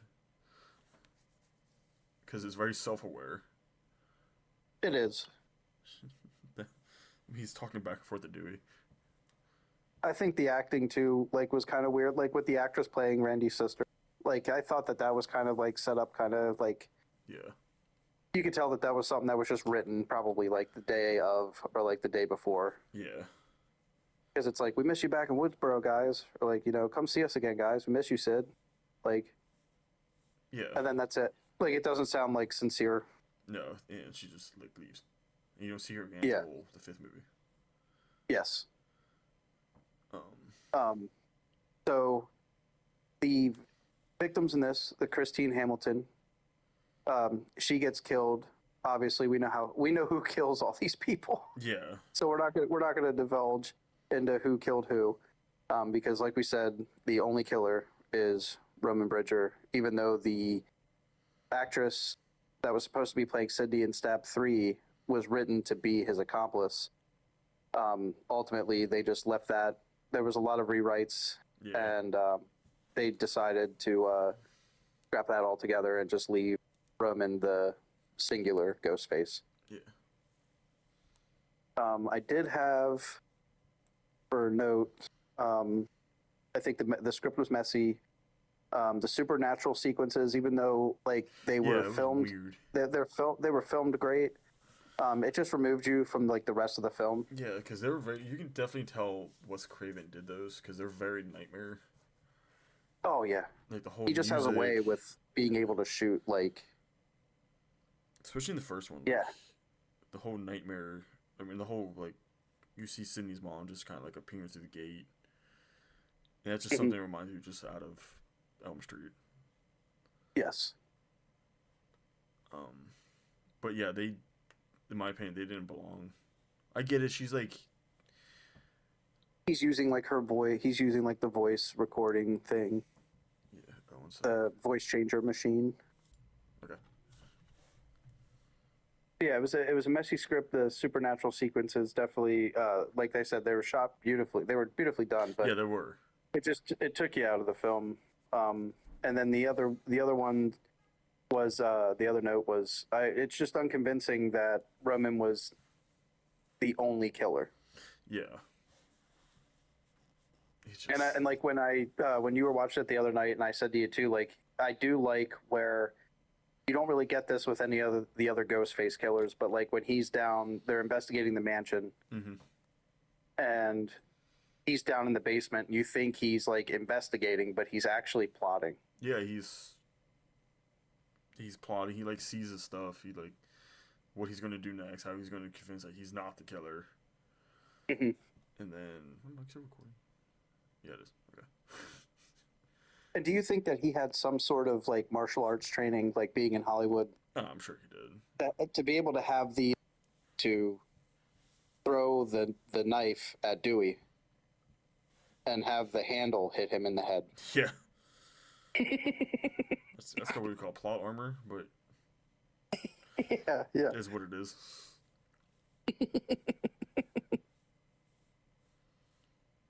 So yeah, that Scream 3, you had that at number. You said it was fifth. No, well, I can interchange. To be honest, I'm kind of spoil this a little bit. I'm going to interchange Okay. 3 and 5, 3 and 6. Okay. They're like equal. Okay. Only because I don't really remember 6 all too well. I remember not liking it, but Yeah. I don't remember it too much. So I can say,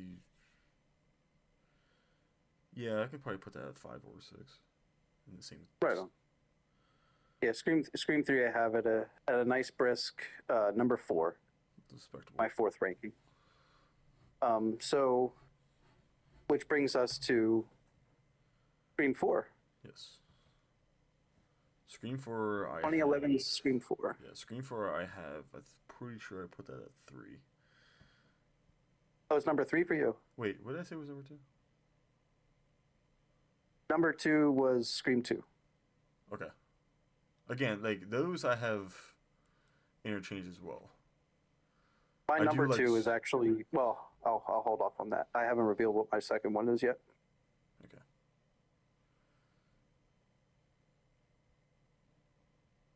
Yeah. Because so far we that should cover. work. So the first Scream I have is not. We both have as number 1. Yeah.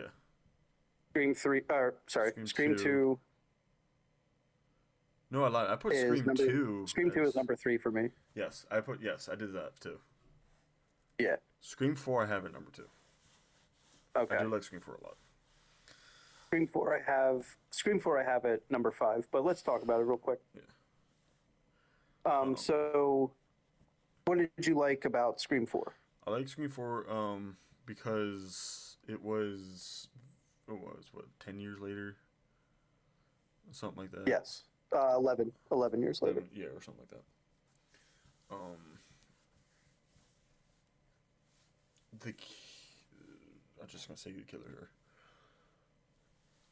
Killer was Jill, and was it Yes, Charlie? there's two killers. Yes, Charlie Jill. Walker and Joe Robert. Yeah.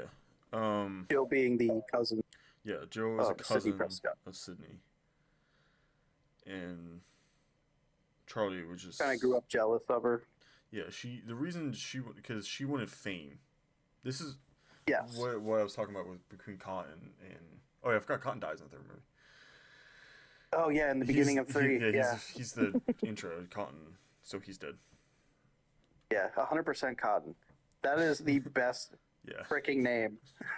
Yeah, that's his Like, talk show host. Talk show name. his agent is spoiled. But continue. Anyways, so Jill wanted fame to be a victim. Yes. They were gonna stage So she was, everything. Yeah, she was guilty, but she was going to play it off. She was innocent. She was gonna play it off as like the sole survivor. Yeah. But she had her partner thinking like we're gonna be Billy and Stu. Yeah. Cotton. But then she's like, but no, you're Randy.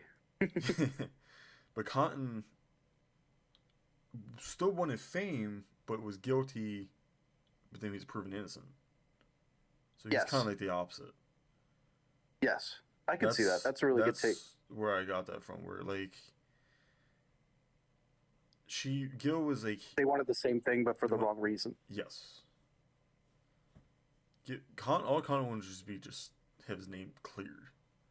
He just wanted to tell his story, the true, like, and he wasn't going to be lying. It was going to be like his true story. They both want to tell a Gil story. wanted to One was bullshit the lying, world. one wasn't. Yes, So that's where I got that from. I really wish that like they would have done more with the ending of that, like the aftermath of that ending Yeah, from 4. the like, ending lead was into kind 5. of weak, but Because it still ends with like, even though like the main characters know who the real killer is, like the tabloids and everything are like talking about Jill, like yeah, she's a but survivor. I think soon after that they'll find out the truth Oh yeah, immediately. Yeah, the ending was they'd kind of be weird, like, it was. So but, real quick, going through Scream 4. yeah. So we have the first two girls, Marnie Cooper and Jenny Randall. Yeah. Who do you think kills them?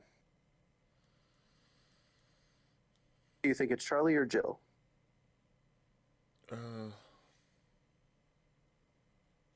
Well, before all that, the whole intro is like Oh yeah, the intro there's within like an intro intro. within intros within intro.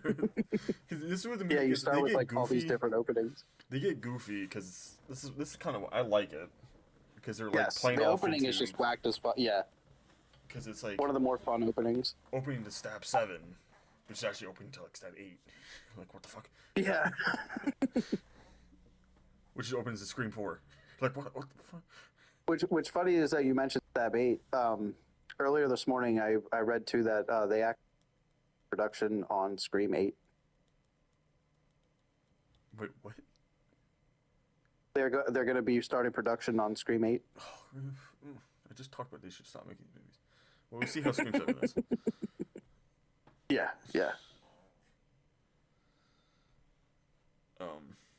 So yeah, it started with all the multiple openings. yeah. So which I thought was funny. It was really cool. And you see like some of them too, like they weren't just like, they were like each opening was featured like two people that like was like somebody like at that time. Yeah. So like each time you're thinking like, okay, is this really it? Is this really the start of the movie? Yeah. Is this really the start of the movie? Yeah. The killer though, I don't see. Joe's fucking. So the first crazy. two girls. First What's two that? actual girls. Yeah, the first Marnie Cooper and Jenny Randall. Let's see Jill. So Marnie Cooper was stabbed in the stomach by Charlie. Oh, okay. Her body shown, but she was killed off screen. Yeah. But it's shown later in a recording. And then Jenny Randall is stabbed to death with a hunting knife off camera after having her back crushed when Charlie lowered a garage door on top of her. Oh, that's right. Yeah. She like kind of like tried to recreate the Yeah. Tatum's death from the first one. Fucking movies, man. This is also Garage the doors. last one to be directed by Wes Craven before he passed away. Yes. This is Wes Craven's last movie. Not last movie, but last Scream movie. Yes. Um. So But that's yeah, why it's Charlie weird. kills. What's that? Nothing. Oh, No, all right. I was just kind of.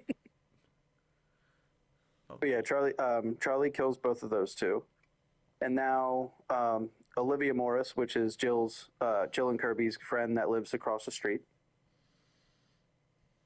she is killed in her room by a Ghostface that's hiding in her Yeah, closet. which And I thought since that was a obviously cool. Jill, I did like that scene. what's that? I did like that whole sequence. Oh 'Cause, yeah, like, how's the movie? Yeah, she's Dawn like, of the Dead. which closet am I hiding in? And she opens the closet. It's like, I didn't say which closet. Yeah, I didn't say I was in your closet. Just freaking. Bust out. Oh I thought man, that was cool. that's probably the most visceral kill in that movie. Yeah, yeah, it was fucked up. Oh yeah, she's gutted off screen after being stabbed in the back 3 times in the stomach and having her head bashed through a window Yeah. by Charlie. Well, obviously we know it's Charlie because Yeah. Jill's in the room with Kirby. And then the next person to die would be Sydney's agent, thrown off a parking garage roof Oh, after yeah. being stabbed in the stomach. It's funny And do because we know who did that? Do you think that was Jill or Charlie? um,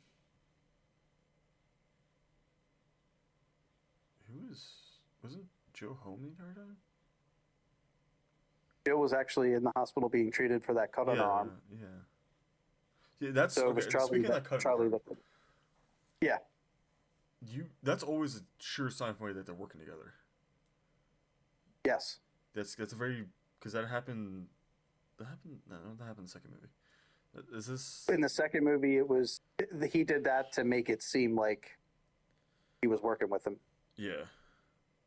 But the whole like every time that the Ghostface attacks the other killer, they always get cut in the arm. Yes. Kind of like it's like the arm instead of the top shoulder, like in Yeah. Halloween with Laurie Strode. It's always like the forearm. Yeah. But yeah, that was Charlie, and then the 2 police officers, the 2 deputies.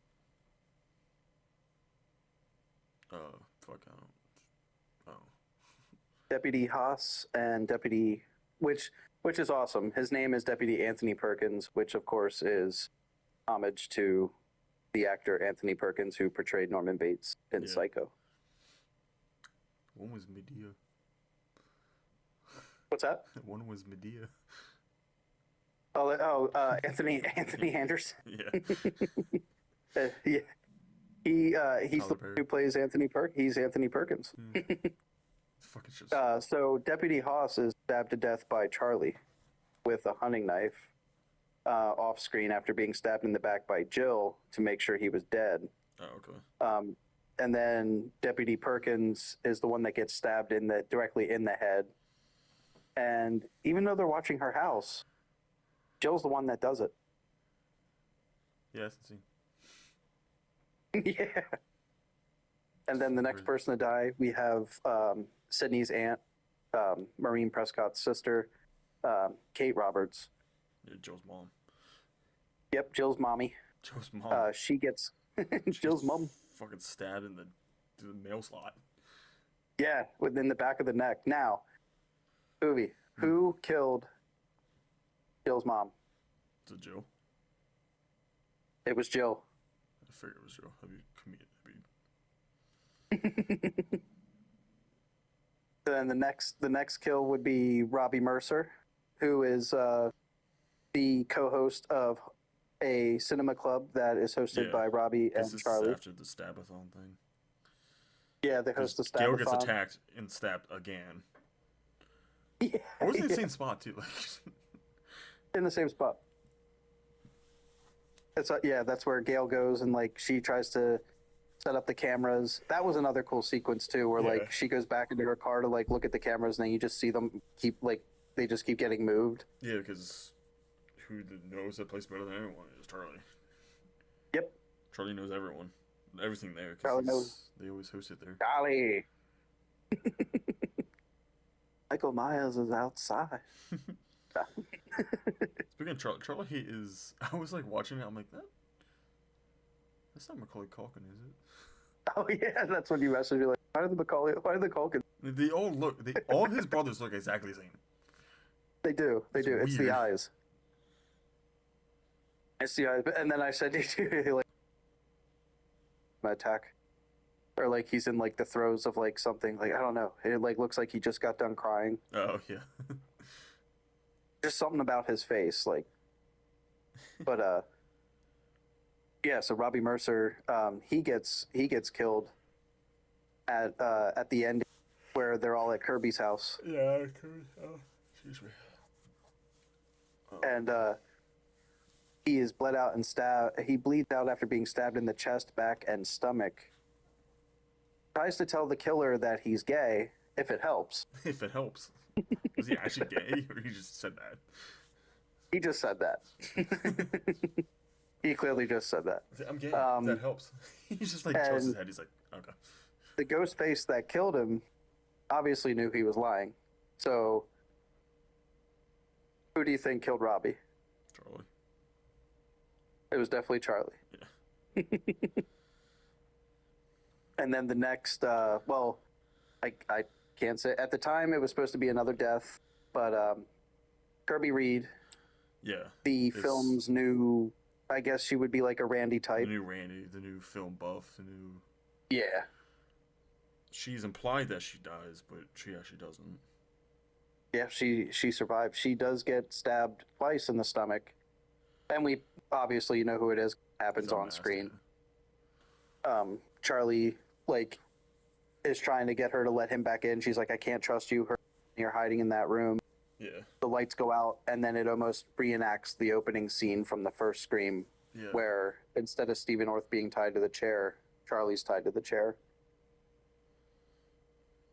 Mm-hmm. And they quiz Kirby. I'd be terrible at that fucking game. And, yeah, so- if you're tied to the chair and you're asking me horror movie trivia, you're fucked, bro. Yeah, I'm not going to be able to, and even me, like, I might be able to answer like the first three, but at that point, like, I'm going to be like, okay, how do I get out of this situation? Yeah. I'm like, he asked me like a horror movie question. I'm like, something I should obviously know.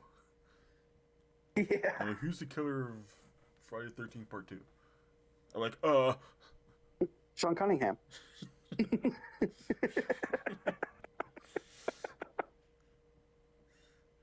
You want to know who killed the Friday the 13th? Victor Miller. yeah. Who killed Friday the 13th? Yeah. Who was the killer of Friday the 13th? That's a new trivia question. That's an asshole trivia question. Cause Yeah. anyways, yeah. So So then, yeah, Kirby died. Well, she gets stabbed, revived by the doctors off screen. Jill shoots her boyfriend Trevor, who they're going to frame to be the new Billy. which is like an insane sequence. Yeah, like not only like before even shooting him in the head, like he's tied up, kind of like how Billy and Stu had Sydney's mom tied up. And Sid's dead. yeah, sorry, Sydney's dad. Sid's mom was before, like a year before that. Yeah, oh yeah. They're like, wait a minute, really? She came back? Seconds? No. It's fine. He shoots him in the crotch. Yeah. Which is like, damn. And she's like, I'm not the girl you cheat on. Because he actually did. He cheated on her, so like that was her whole like. Yeah, that was her like Jill's. Yeah, she is fucking batshit crazy. Yes. But her killing is like kind of, I'm gonna say justified. She's a lot of pent up aggression. Yeah.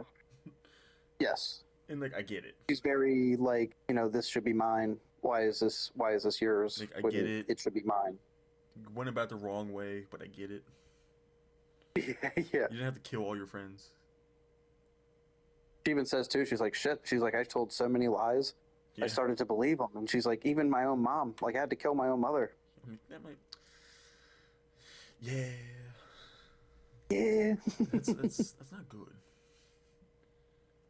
And then of course Charlie, uh, who is Jill's accomplice, ends up getting stabbed in the chest and stomach Yeah, by Jill.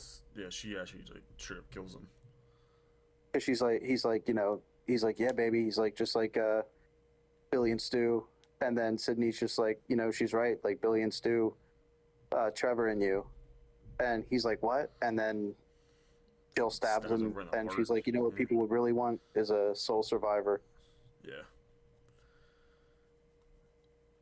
And then she goes fucking. She like stabs herself. Yeah. Stabs herself. Runs into a painting or a picture or something. Suplexes herself into a fucking coffin. Rips her hair out. Claws her face. I mean, damn, she already thought about all this shit. She did. Like she had a very thorough thought. Running through the glass. Yeah, it tries to wipes all the prints off everything. It's just like, and you, like, the movie doesn't end there too, which is normally it does. Yeah, and she even mentions it too. Like, what did she say? Where she's like, ending it here in the hospital. That's just silly. She's like, the first ending was perfect. But then she fucks up, and then because she talks to Dewey about how Gail's doing. Yeah. And then she fucks up, and like by saying that, and Gail's like, "How does she know I was attacked?" That's right, because she says she wants to write the book with her. Yeah. And then says like, write it together with our. Yeah.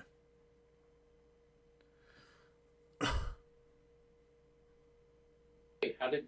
Or no, Gail's the one that. How did she know? She was staging everything. Yeah. Yeah. And Dewey was like, "Oh fuck." Pretty much. Like, how does she know? Yeah. And then at that point, like, she's already having like a brawl with Sydney in her room. Fucking poor Sydney. Like, yeah, she's like reopens like her stitches. Again, where is everybody in this hospital? Yeah, what is their paycheck looking like? What is Woodsboro Hospital like? Their health system sucks.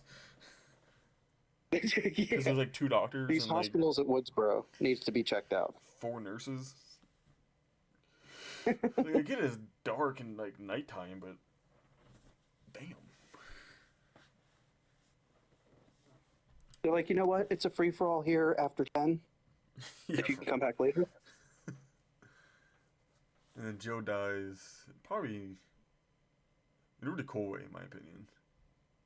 Yeah. She fucking gets The defibrillator like max charge to the dome. Yeah, clear. Yeah. So in these 4 movies, just the 4 first movies, Sydney kills her boyfriend. Yes. Boyfriend's mom. Well, Cotton technically does that, but Boyfriend's accomplice. Boyfriend's accomplice. Boyfriend's best friend. Yes. Her cousin. Yes. And her half brother. Yes. And then we find out that she gets married. Like, who? Like, does her husband know who she is? He has an idea. I would hope so. It was like, because you got married and had kids, like, you're gonna be a huge target.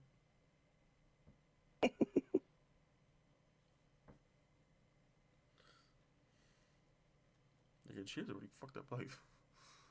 She does. She really does. She really goes through it in the first 4. Yeah.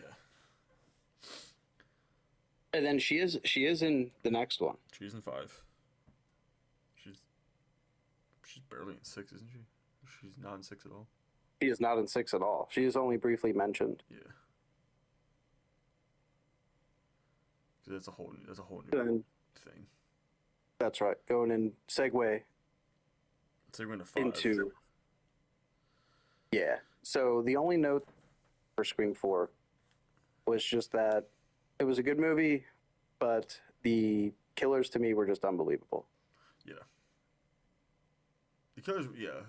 The killers, I did like Joe as a killer.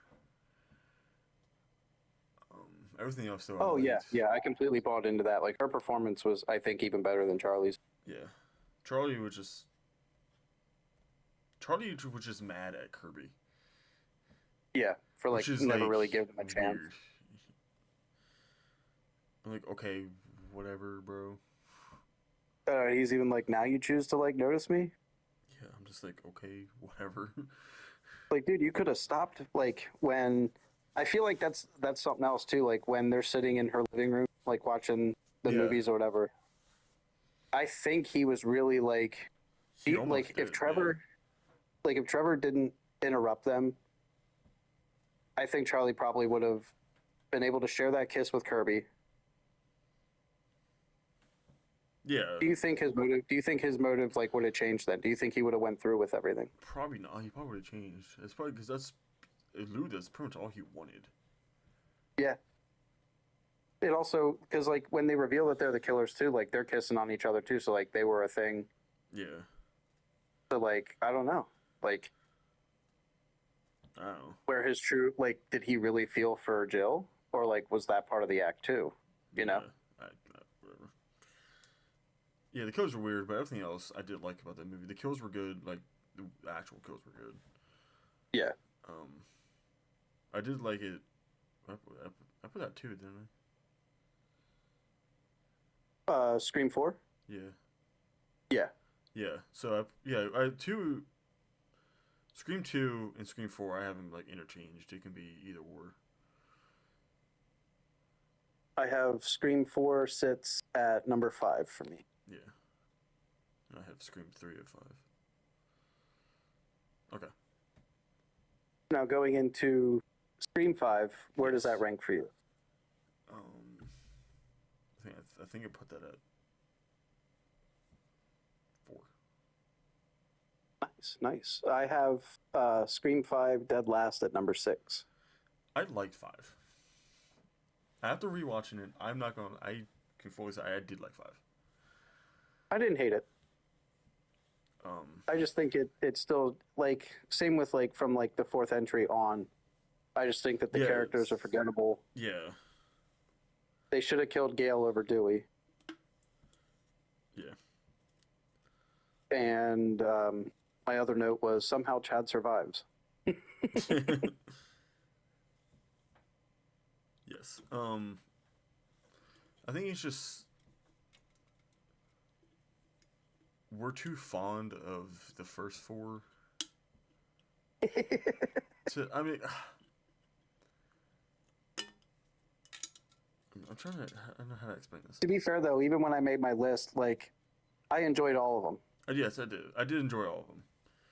But I guess I'm just putting them ultimately in the order that I would watch them in. Yeah, because Scream 5 was. We were like, it's the first one that wasn't directed by Wes Craven, so we knew it was gonna be different. Yeah. Yep. Sydney isn't the main protagonist anymore. No, we've now got the Carpenter Yeah, we sisters. have the Carpenter sisters. We found out that Sam is Billy's daughter. Billy Dot, which is weird, but I can see it. It's weird at first, but then it gets really weird in the sixth one Yeah. when Kirby's like, "Oh yeah, like we went to school around the same time. I was a senior and she was a freshman." Yeah. That would still make Sam about 25. Yeah. It's still And that whole thing it is weird, but I can see it. It is. It I really don't is. mind it because they didn't like make her. Yeah, she has like the Loomis blood in her or whatever, or like. I do how like she- her name is Sam Loomis. Yeah. I didn't mind like before I rewatched it, I thought I was gonna hate it, Yeah. but after rewatching it, like the story was actually pretty decent. these new characters, because it's what they call it, a requel. What the hell they called it? Whatever Yeah. she called it. And it's what it is. Yeah, It's a reboot of the first movie, and it's actually done pretty well. It is. Because it's new rules, it's new everything, Mm-hmm.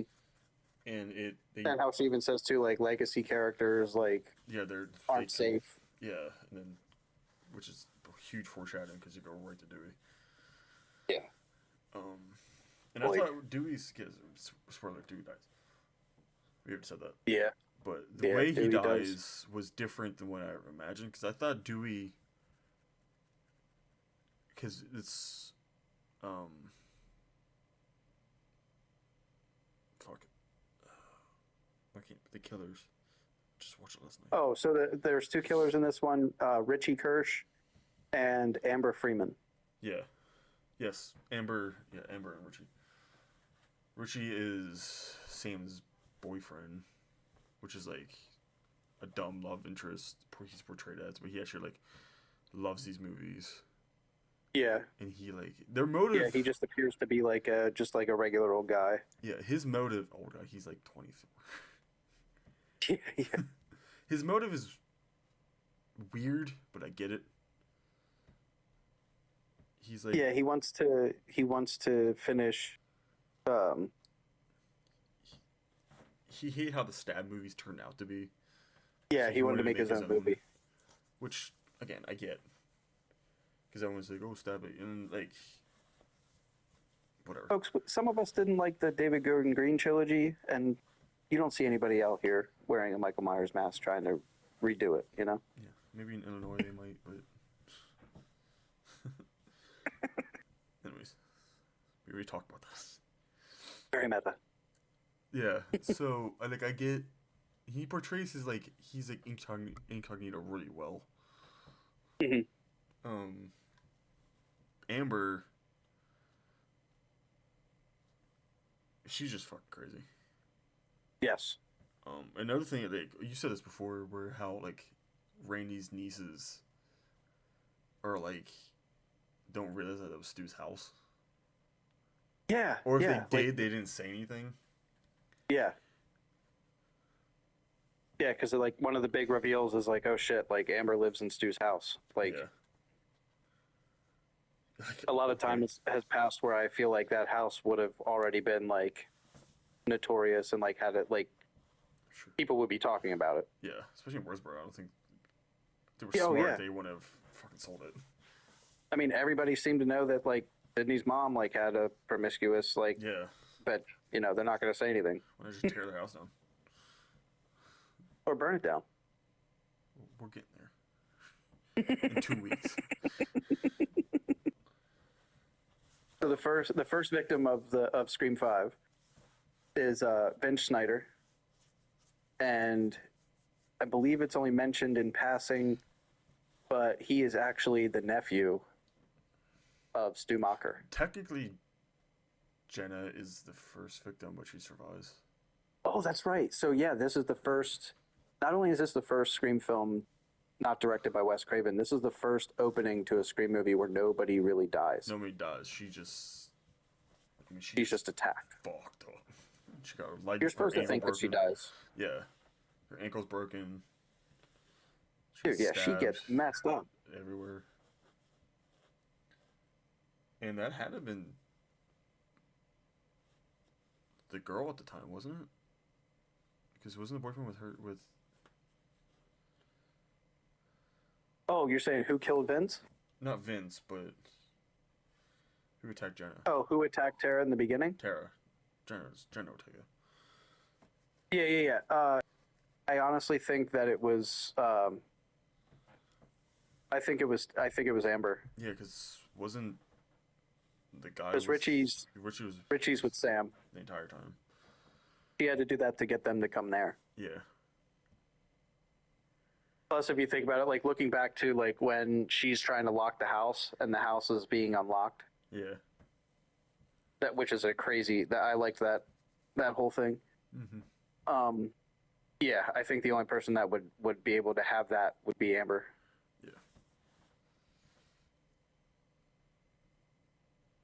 But yeah. So Stu's nephew Vince is stabbed in the neck outside of the bar that the kids are all hanging he's out just in. like some like creepy fucking dude. Yeah. Yeah, just He gets killed. Okay. I did like how like he's just all he's doing is just standing outside taking a leak, and his car starts, and you hear the red right hand Yeah. playing in the car. He gets stabbed with his own knife too. He does. He does. It's with a honey knife. I thought it was Now, with was his it Amber or switchblade. Richie I that thought killed him? was his switchblade. Because didn't he stab the neck really fast? He did get stabbed in the neck really fast. Was it with the honey knife? Or I thought it was with his own blade. No, it was with a honey knife. Oh, was it? Okay. Because I remember watching it last night with my wife. She's like, It's "Damn." really fast too. He's like, damn, Yeah. that was fast. I'm like, yeah, it's a fucking sharp ass. Just dispatched him. Because like when you hear that like that's Stu's nephew, you think like, oh shit, like Yeah, this might be one of them. yeah. Because they're trying to like recreate. Again, they're trying to recreate the movie, but like in their own way. Yep. Yeah. Because by that time Richie's there. I guess it could be Richie would be in Woodsboro. I guess Yeah. it could be Richie. Now at this 'cause- point, I'm trying to think. what's that? I guess it could be Richie. Because he's pretty fucking tall. You would be right. Because yeah, he's tall and he's hovering over that other guy. Yeah. He's much taller, and also when he leaves the bar, Amber's actually still inside the bar with the guys. Yeah. So then the next kill would be she was deputy in Scream 4. Now she's sheriff. Actually, I forgot that Scream 4 that dude was at the sheriff. Okay.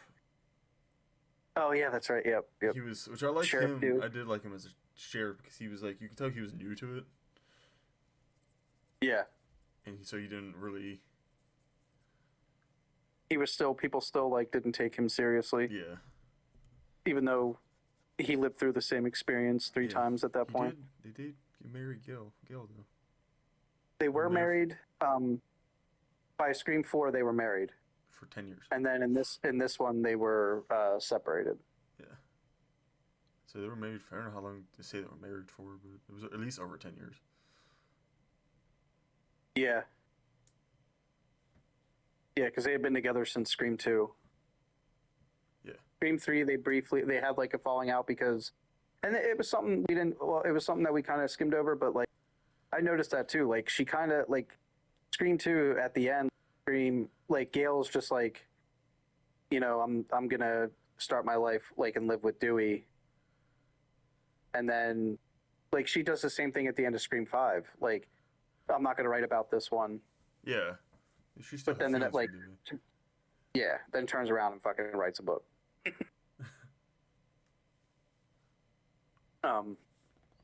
But yeah, so the next victim would be Sheriff Judy Hicks. Yes. Yes, that I can't remember the guy's mom. Or the guy's name. The kid's name. Oh, her son is Wes. Yeah, Wes. So they You find out she has a son. What's that? Yeah, so yeah. Like, anyways, so she goes like get sushi, Yes. and This is one of those rare instances where we get like I think it's actually the first one since Randy, but like a death in the middle of the day. yeah, because I remember telling my wife about that. Like, this is one of the first times that she is baited And, back like, to her house. Yep. Because she thought it was gonna kill Wes, and I love the whole psycho fucking thing. Yeah. That was cool. Where he's in the shower. Yeah. And he thought like Wes was gonna die. But then no, Ghostface just comes out, stabs her in the chest. Like Literally opens the front door to her house. Yeah. And that's the other thing too. Like wondering where all the people at the hospital are. Where the hell is Sheriff Hicks' neighbors? Yeah, no, for real. And then so like Wes is like after this, like she's dead on the ground. Yeah. And Wes is like gets out of the shower, dries off, whatever. And love all these like fake jump scares that's gonna happen. Yeah. Because he keeps opening up cabinets and like the Opening the fridge. cabinet, the refrigerator. And then the music plays, and then like close it and nothing's there. It happens like Psych. 4 times. Yeah, it does. In like under 2 minutes. Yeah. Also, who keeps chopsticks in their pantry? I keep mine right in my drawer with my silverware. Yeah, that's what I do. You keep chopsticks with I don't know, puts them in the pantry. pantry and next to your soy sauce, which should be refrigerated, but That's true. whatever. Not very health conscious in Woodsboro.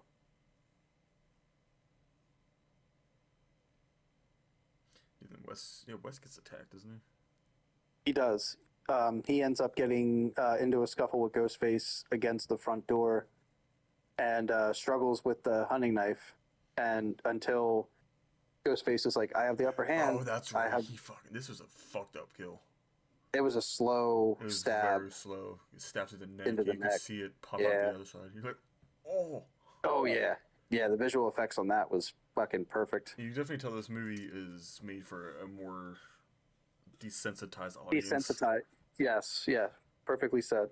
Because I mean, like stuff like that is whatever now, but Now, back yeah, people you just shrug it cannot do off that in because the like all 90s. they got now is the phone. Yeah, you cannot do that in the 90s. So who do you think killed Judy Hicks and her son?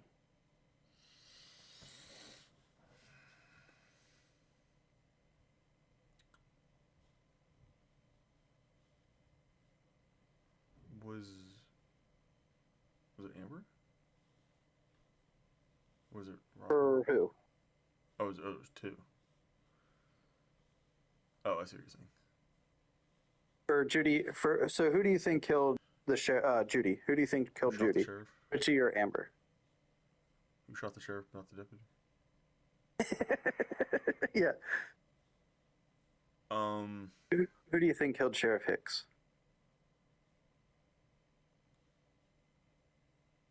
probably. Is it Robbie? It was actually Amber. It was Amber. Stabbed Judy Hicks in the stomach 9 times. Damn. So then, who killed her son? Were they together at that time? I guess they could have been. So, Wes is inside the house taking a shower. Oh, I see what you're saying. Judy Hicks gets to the house, opens up the front door. The front door opens up by Ghostface, which we just established was Amber. Yeah. So do you think it was Amber that killed Wes as well? I probably not, because I don't see Wes overpowering Amber. You would be correct in assuming that. Yeah, because Wes was indeed killed by Richie. Yeah, Richie was pretty fucking strong. Oh my god, yeah. I do like Jack Quaid's performance as Richie because he's so believable as just being like this ignorant boyfriend, like he like doesn't know anything about Stab, blah blah blah. Yeah. And like even his reaction at the end when they're and Sydney like shoots through the closet. Yeah. And he's just like, I'm in here hiding. And all of a sudden, Amber appears as Ghostface, and you just hear him go, "Ah, it's Ghostface!" And just like closes the door.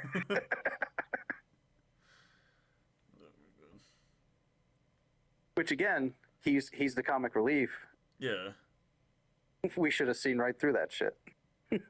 He's the love interest. He is too. Yeah, he's definitely breaking the rules. He like how they portray him as a killer at the very beginning of the movie. He even says something about that. Dude was right. Yeah. So this Dewey does die eventually. He does. So after Judy Hicks and Wes Hicks are killed, Deputy Clay is the next one to be killed. Has his throat slit off screen, but apparently his body is shown. Do you think he was killed by Richie or Amber? Amber. It was Richie. The one that really surprised me, and it made a lot of fans mad, would be the next kill, which would be Dewey Riley. Yeah. He gets his stomach and back cut open. Yeah, because I remember that. I remember that scene differently. I thought he was lifted up, but it was just kind of the way they filmed it. Yeah.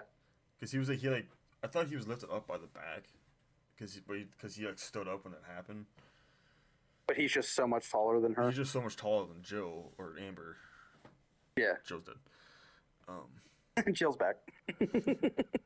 She's haunting the hospital. I believe it. And they all got smart. Like, all the Ghostfacers got smart and started wearing vests, bulletproof vests. Yeah. Yeah. So I didn't realize when I first watched it. I forgot there was she had a second knife. Yes. Because she could stab him in the stomach. She's holding it and then stabs him in the back. Yeah. Very personal, like almost like, yeah, very like it's almost like an intimate kill. It is, because it's like the music picks up and all that stuff, and it's drowned on more than any other kill. You're killing like one of the most important characters to the series. Yeah. Besides, like outside of the main three, in my opinion, which is Sydney, Gale, Dewey. Yeah, all the legacy characters. So but we lose Dewey. Yep. Unfortunately, there's no redemption. No, he can't come back. There's no, yeah, pretty much. So then, after Dewey dies, Sam is like, "Okay, I'm taking Tara. We're getting the hell out of here." Peacing. When they go to leave, Tara suffers from asthma and doesn't have her backup inhaler. So while they're driving, she's like, let's just stop by Amber's for my backup. And they're just like, no, we can't, because I mean, they know, one, that there's a party going on, and two, like, they really want to get out of there. But then she's just like, I'll be in and out. I just need my rescue inhaler. So they drive to Amber's house. AKA Stu's house. AKA Stu Mockers. Yeah. I'm just like... And I like how, like, Sydney and Gale, like, are looking up on GPS, like, the phone coordinates, and they're like, oh my god. Yeah. And then they call Sam. Yeah, they call Sam, like, you're in Stu's house. And she's like, oh, fuck. Like, what? And she's like, yeah, the house where your dad and his friend killed all my friends. You're in there right now. Yeah.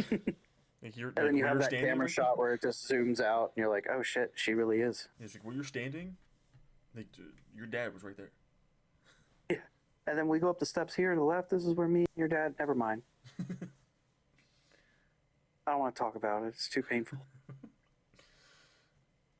But my boyfriend did shoot your uncle Randy right over here. Just takes him through, like, oh my god, she's more traumatizing than the Ghostface. So we're at the party with Amber and all of her friends. Randy's niece and nephew, which are established to be twins, Chad and Mindy. Chad and Mindy meet. And I love how they have a shrine. Like, it's the Randy Meeks, like, Memorial Theater. Yeah. Like, and that is just awesome. But then I also like that they have to, not only did Sam, like, sit all them down and, like, they watched a documentary on Stu and Billy, but, like, they watched that, and even then, nobody knew Amber lived in Stu's fucking house. Yeah. Whatever. Yeah, then... A lot of plot holes. Whatever. And then of course, so we get to Liv McKenzie, which is Chad's girlfriend. Yeah. Yeah, they're like about to have sex, and then Chad's like, I don't know. You might be the killer. Yeah. That was really great. That I You love might that be the scene because killer. it was like the most honest you'll get in a Scream franchise. And this is like, what the fuck? He's like, I would don't take this the wrong way, Which but is like, like, it's respectable, my guy. yeah, he's like, I'm 90% sure that you're not the killer, but It makes sense. Like, it's. you can't trust the love interest. No. And then of course everybody's like standing around like, who's the killer? You're not the killer. And Liv is just like, I swear I'm not the killer. And Amber's just like, oh, I know you're not. And just Yeah. whips out a revolver Yeah, I'm like, damn. and just shoots Liv right in the head. This is after Chad gets killed. Well, Yeah. stabbed. That's right. Yeah. Because the whole phone GPS. Oh, yeah, thing I is did just weird. jump. Whatever. But yeah, after that whole thing, when Chad's like, I'm pretty sure you're the killer, she storms off. And then he's got a buzz on from drinking. Yeah. And goes out into the backyard, and he's using his GPS tracker to like find his girlfriend. Yeah, which is weird, but whatever. And that whole sequence too, like he just gets bum rushed by. I at the time. I had to have been Amber because Richie wasn't at the house yet. Yeah, they're still driving the house.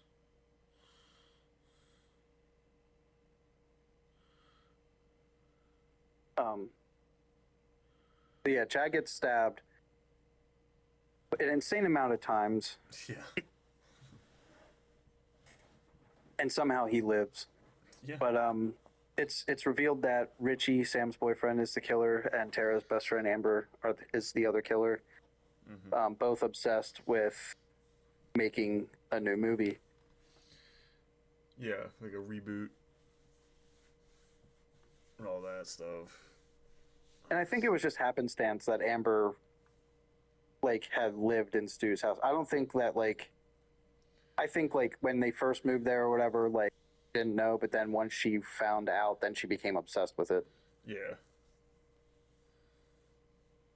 And And she then tried to, like, towards the end, she tried to justify her killings and all that stuff. She died a really fucking funny way, too. Not funny. Oh my god, yeah. It was like same Pass as the the torch. original, but like different at the same time. Yeah. Because she gets like her head, they like throw like hand sanitizer on her. Yes. Which that looked Just like gets drenched in like, Purell. Yeah, I'm like, that looked like, who gets that shit in a glass bottle? I thought it was like vodka or something. Over here next to the stove. Yeah, then she gets shot, and then, well, she turns the gas on by accident. Yeah. Yep. And then when she gets shot, she like turns around and like leans into hits the igniter on the stove, Yeah. and then it just ignites her. I'm like, damn. And then they're just like, She enjoy was that like, torch. Gail was like, passing the torch. I'm like, damn. Dude, yeah. Now that's another thing too. That's another interesting note is what's more dangerous?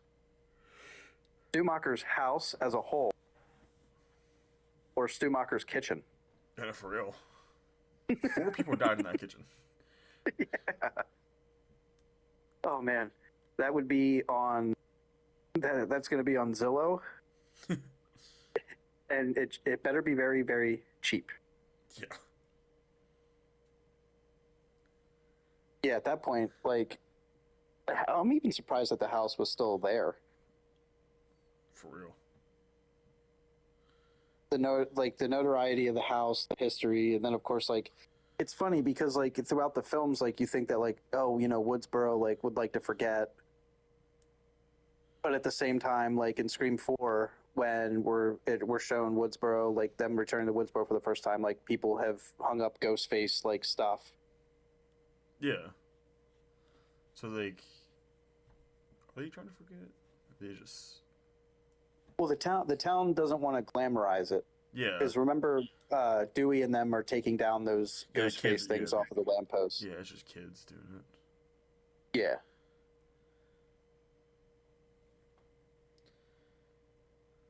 But yeah, I'm surprised. I'm surprised that that house was still freaking standing. Yeah, I'm surprised they let that just fucking stay. I was supposed to like that be in the market. Yeah. So we just went over how Amber died in Schumacher's Dangerous Kitchen of Horrors. Yeah. Richie is killed by Sam. Yeah, Richie. So he gets fucked up. He does. And let's not forget, before we delve into this last kill, we did mention that she is the daughter of Billy, Yes. and she sees him Yeah, in her mind. hallucinates him. Yeah. I hate when people are like, "Oh, that's the ghost of Billy," and it's like, no, this is definitely a figment of her imagination. Yeah, but I guess she would Her see biggest what he fear looks is like. she doesn't want to be like him. Yeah, I guess she would see what he looks like from like the pictures and all that. Yeah. Which makes sense. I'm sure he was in the news or like a newspaper or something. I feel like they should have done it where like at first like you hear his voice talking to her. Yeah. And then she doesn't put a face to that voice until after she takes him through the documentary. Unless she just like she's been dealing with it all her life. Yeah. Well, since she found out, because remember, 13. Yeah, she was under 13. the impression that Tara's dad was her dad too. Yeah, she was 13. Yeah. They caused their dad to walk out. So based on the timeline, Sam's mom was already pregnant with Sam when Billy and Stu killed everybody. Yes. So we're supposed to believe that while he was doing this whole thing where he wanted, because basically he was only with Sydney in revenge. He didn't really care for her. Yeah. So he was with somebody else. And then like I found myself like trying to think, like, especially when I was watching the first Scream, I was just like, could it be the chick that one of the chicks that he's talking to at the video store? Or could it be one of the chicks at the party? Yeah, it's possible. But you don't really, he doesn't interact with students at the party. Like, he shows up when everybody's gone. Yeah. That was just one thing that, like, I was like, it takes you down, like, it takes you down a rabbit hole. Yeah, it does. So, there is actually a kill in between Scream 5 and Scream 6. Oh, we gotta talk about Richie's death, though. Oh, that's right. Yeah. So, yeah, Richie. Go ahead, so buddy. she's crawling away from Richie, or something like that, and she sees Sam's crawling away from him. Image in the mirror or something like that. It's like in the broken glass or something. Yeah, and he like looks down and you see the knife that was like kicked away. Yeah. And then Richie like pounces on her, and then Richie gets stabbed through the mouth. Yeah. Like sideways, like goddamn. Yes. And then he falls back, and she just goes to fucking down on her. And Dude, she gets on top of him and like straddles him. yeah, and stabs him like at least 22 times. 22 times. 22 times in the chest. Yeah, and then slits his throat. Cause she's like, "What Yes. about my movie, or my ending, or something like that?" Yeah. And Consider slits his this throat. the final cut or some shit. Yeah. I'm like, all right. And then the whole classic scene where like they're all standing there,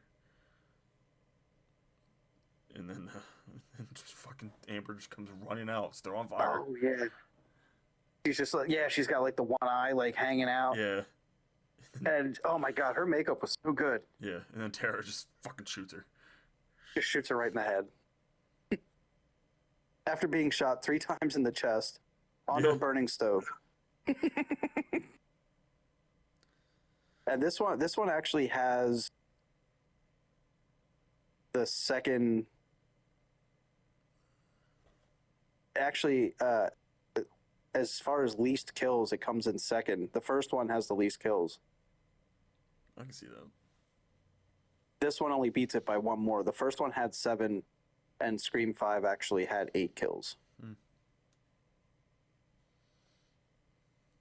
So, yeah. Yeah, That's how they dispatch them. But then in between Scream 5 and Scream 6, Mrs. Kirsch is killed. Yes. It's only mentioned in a deleted scene in Scream 6. And it's debated in canon. Yeah. But Richie's mom was killed. So you had, let me see if I remember this correctly. You had you had Scream 5. It's 3, I think. As your third. And then Scream 5 for me would be dead last. Yeah. Only because, like I said, forgettable characters in my opinion. They should have killed Gale over Dewey. Yeah. And at least show us how Chad was able to. I don't know if he was part of the Weapon X program. I don't know. Yeah. Okay, I can just, since we're about to talk about 6, you're probably going to talk about more about 6 than I will, because I honestly don't remember it all too much. Okay. My tier list from worst to best. So backwards. Okay. If I remember correctly, what did I say 3, 6, 5. Yeah. 3, 6, 5. 4, 2, and 1. Okay. Or so we both have Scream 2 as number 3. yeah, because I can interchange 2 and 2 and 4. 4, yeah. And then I had Scream 3 as number 4. So the only one that we matched is our first and third. Yeah. So my definitive list from least to favorite. Scream 5 is dead last. Scream 4 is 5. Scream 3 at number 4. I have Scream 2 at number 3. Scream 6 is number 2. Okay. Again, if I actually remember watching the movie, that might change. I didn't have time to watch it. I put it as the second one. I think not in terms of like, did I like it more so than what came before it. Oh, okay. I appreciated it more for what it was doing, where it was going. Yeah. It's the most brutal. Yes, I do remember that. It's a whole new location, somewhere we've never been before. Yeah, it takes place in New York. It does. There is, however, lots of plot holes, and then again, I put somehow Chad survives. Yeah. And this is the first one with 3 killers. It is. So the 3 killers are, you find out they are relatives of our bad boy from Scream 5, Richie Kirsch. Yeah. You find out that it's his sister, Quinn, Mm-hmm. his brother, Ethan, Mm-hmm. and his dad, Detective Wayne Bailey / Kirsch. Yeah. It's like, I thought that was weird. It really was. It was really like there. So this is what I mean by a lot of plot holes. I really feel like some of the connections, like I would really like to see them do like where a Ghostface doesn't have any connection whatsoever. Yeah. Because I feel like it's now becoming kind of like what the Friday franchise was like as it went on after 6. Whereas like somebody that Jason was going after had like some sort of ties to the lake, no matter how small. Yeah. And I feel like now it's okay, like these killers now are related to the last killer. Like they just want, this isn't even about Sydney, No. which is true because it's, I mean, she's not even in this one. No, she's not. They didn't even talk about her. I mean, they do. They're just like, yeah, she's in hiding somewhere. Yeah, yeah. Oh, she wanted her happy ending or something like that. Yeah. And they were just like, okay, and then that was it. Like a great character is Sydney Prescott, brought all the way down to no more than, oh, we talked to her on the phone. She's gonna sit this one out. Yeah. So yeah, there are three killers in this one, and let's just say that the opening to Scream 6, we open on Samara Weaving, who is playing Laura Crane, and people may remember Samara Weaving from like Ready or Not. Mm-hmm. Great actress. Her uncle is Hugo Weaving, who played Red Skull, Captain America, Agent Smith in The Matrix. Yeah. V. She's basically our first kill. She is the 2020's new Drew Barrymore. Yeah. She gets stabbed twice in the shoulders and 13 times in the chest. And we're not gonna do the right now as far as who killed her, because in the beginning of this film, she's talking on the phone with a Ghostface who's pretending to be a date that she's met on like a dating app or whatever, and she's meeting him at a bar. Yeah. And he calls her like, hey, am I at the right place? I'm like walking or whatever. And she's like, well, let me go outside and see if I can see you. And they're talking on the phone and stuff. And then he's like, I see an alleyway. I can just through it. She's like, I'm looking down the alleyway too. She's like, I see somebody. And he's like, oh, well, I see somebody too. I'm waving. But the person like she's looking at isn't waving. And then he's like, that's funny. He's like, the person I'm looking at is like walking toward me. And it's weird because like while she's on the phone with him, you think he's going to be attacked. And she's like walking, by now she's like in the middle of this alleyway. And she's like, I don't understand it. And he's like, all of a sudden the voice changes to Ghostface. Yeah. And he's just like, I don't understand why a horror film professor would willingly walk down a dark alleyway on the phone with a complete stranger or some shit like that.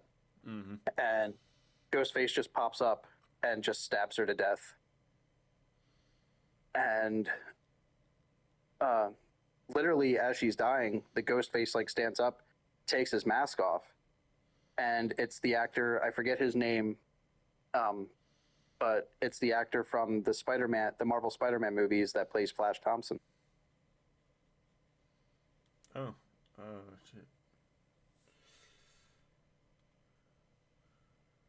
I forget the actor's name, but he portrays a character named Jason Carvey, who is working with an accomplice by the name of Greg Bruckner. And we never see Greg other than when Jason returns to his apartment after killing the professor. Okay, yeah. He's getting like you see him take off the mask and opens up a closet, and they have every mask from the Stab films. Yeah. And he takes that mask off and puts it back, and then he goes to call his friend, but then he's getting a call from his friend Greg, and when he answers it, it's Ghostface, and he's like, dude, I thought you said we would never use the voice on each other. And it turns out that these two are trying to finish Richie's movie. Yeah. But then as Jason's on the phone with Ghostface, he realizes that the person he's talking to isn't actually his partner. And when he goes, he's playing a game of hot and cold with Ghostface, and when he gets to his refrigerator, Ghostface says like, ooh, you're hot. And he opens it up, and his partner is dismembered in the refrigerator. Yeah. And then turns around, and Ghostface is standing there, and he's just like, what the hell, man? Like, we're supposed to make a movie.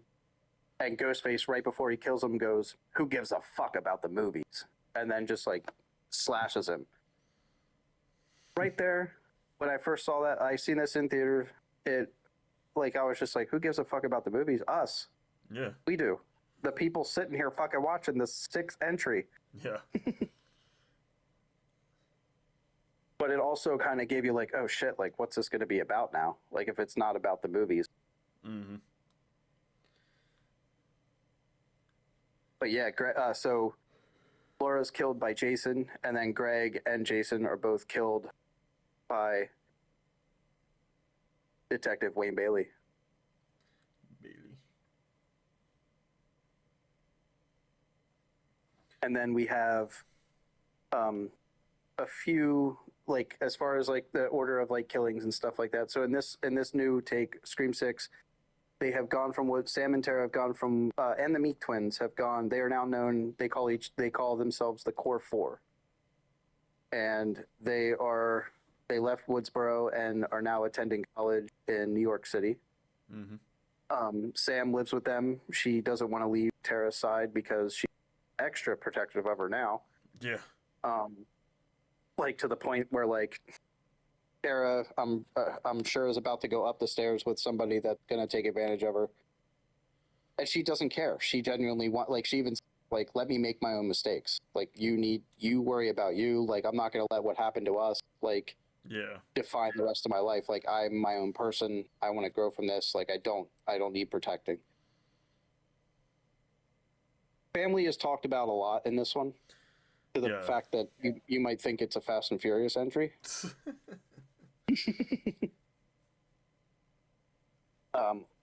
Which that I think is like, this is probably the only theme Scream film where it's about family. It's I mean, sure, Sydney, like you could say like it's always been about family, because these events wouldn't have happened at all if it wasn't for promiscuous Maureen Prescott. Yeah. I'm not victim blaming. It was true. But you know, if it wasn't for her infidelity, well, I mean, that was the motivation behind Billy. I guess person at fault would be Milton for getting Maureen pregnant with Roman. Yeah. So I guess at the end of the day, it's Hollywood's fault. Which kind of rings so weird with everything going on today. Yeah. But it's just, yeah, there's a lot of parallels in those films that kind of really, looking back, it's like, oh, okay, there was some shit going on that was like right under our noses. We didn't see it. Mm-hmm. Which, But new one's gonna be. Yeah, Scream 7 is, from what I've been, going to be a game changer.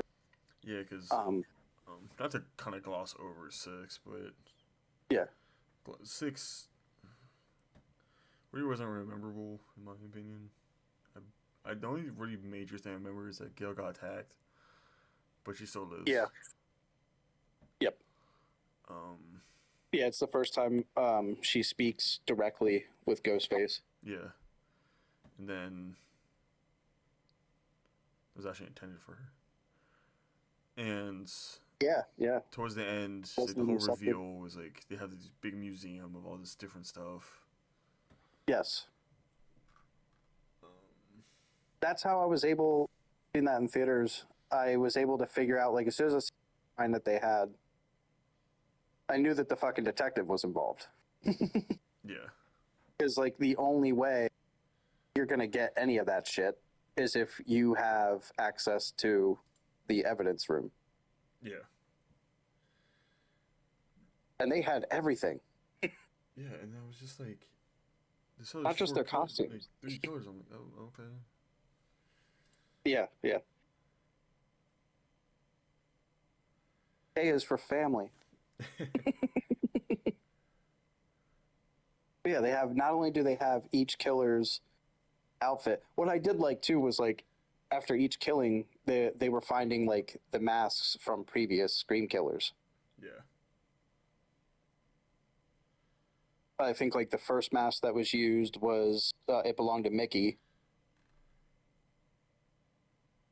And then it went on and on until the original mask worn by Billy is worn at the end by Sam. Yeah. Another character that comes back is Kirby comes back. Yes, yeah. Kirby comes back from 4. She's a detective now. She is FBI agent Kirby Reed. Yeah. And even Gail's like, "How aren't you like 12?"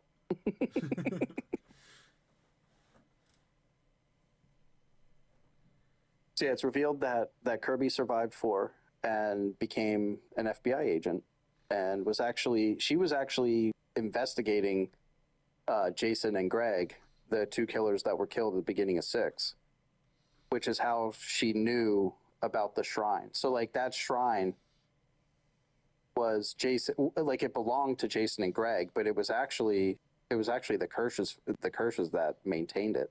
Like, Yeah.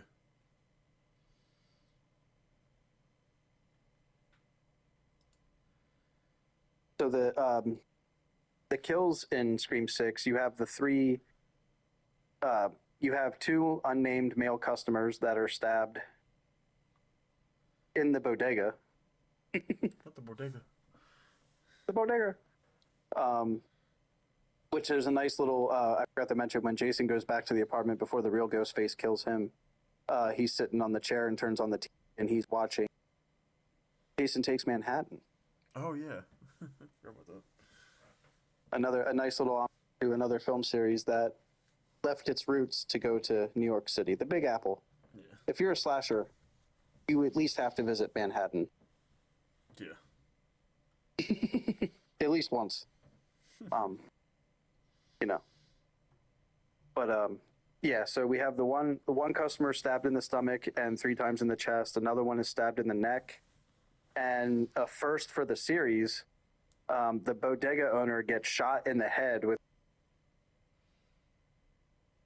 after being stabbed in the chest. Wait, was he get shot in the head? He gets shot in the head with a shotgun. His own shotgun. Yeah, that's right, because you cut out a little bit when you said that. Ghostface takes the shotgun from him, and he's just like, it's the first time, because normally before that it was just a knife or a gun. Or a pistol. Oh, that's right. Yeah. Yes. But this time it was straight up. He's like, "Oh, okay, we'll improvise," and he did pull the trigger. It wasn't an accident. Nobody kicked a car door, and got accidentally unalived by their own gun. Halloween Kills. So yeah, that's where they used the mask from Scream 4. I don't ask me. I don't remember. But the next kill after the bodega sequence is Sam's psychiatrist, Dr. Christopher Stone. This is one of the deaths that really stuck with me because it was just wow. He notices there's somebody outside of his door, and all you see is like a silhouette through the glass, and he gets stabbed directly in the nose. Damn. With a hunting knife through the door. That was also done by Detective Wayne Bailey.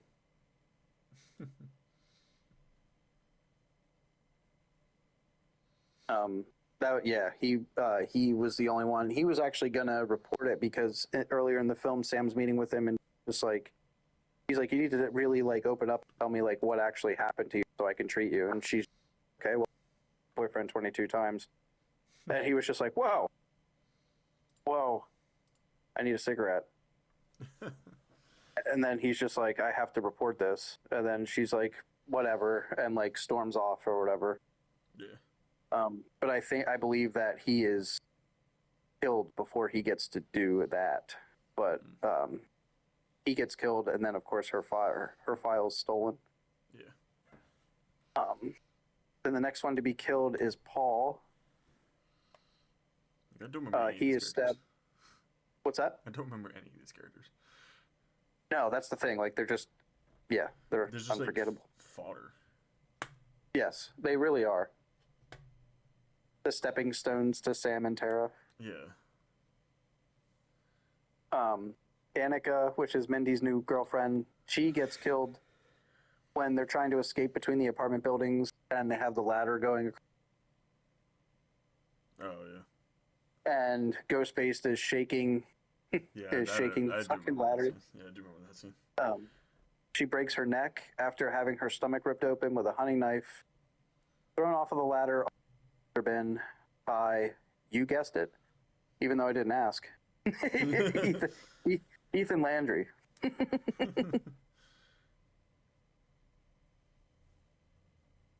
And of course, we're supposed to believe that their roommate Quinn was killed by Ghostface when it turns out that she faked it. It's easy to fake that when your dad's the detective.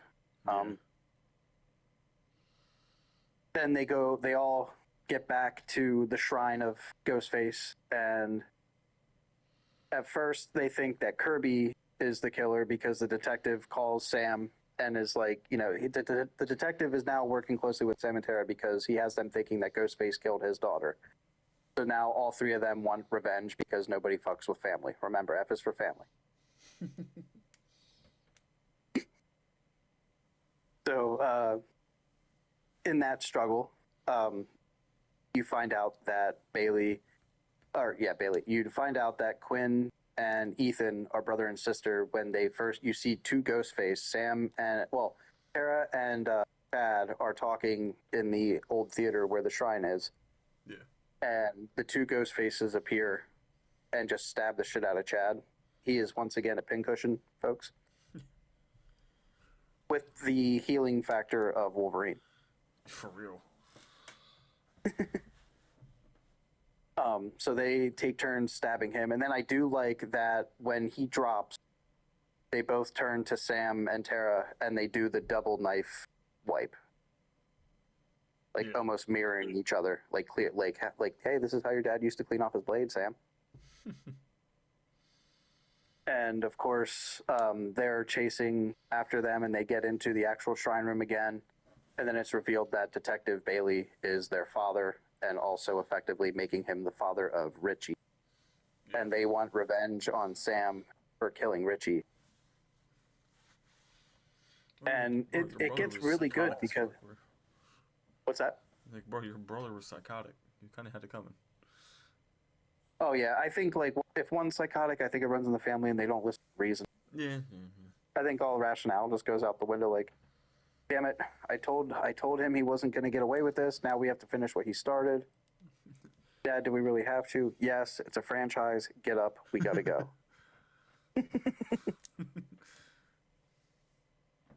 So, after the reveal, Quinn gets killed by Sam. She is shot in the head with a pistol after being hit in the head with a brick. Damn. by Tara. So Quinn is actually killed by both sisters. That's considered a shared kill. And then we have Ethan is the second person to die in the same manner in a kill that we haven't seen since the first one, folks. Ethan is killed by a TV being thrown onto his head by Kirby Reed. The same TV. After being stabbed in the mouth by Tara with a hunting knife. Yeah. So he is technically a shared kill as well. Yeah. And then we have the battle to end all battles. You have Sam versus Detective Bailey. Detective Bailey has the upper hand, but then Sam, once again, accosted by the ghost of her dead father, Billy, puts on the original Ghostface mask and costume, the costume that has not been worn since the original. Yep. And she gets her revenge. She gouges his eye out after being stabbed 40 times in the arm and neck by Sam with a hunting knife. Jesus. Thus bringing the 6th entry to an end, and with a total having the most kills in a Scream film so far. I figured that was... Can you guess what the total kills are for 6?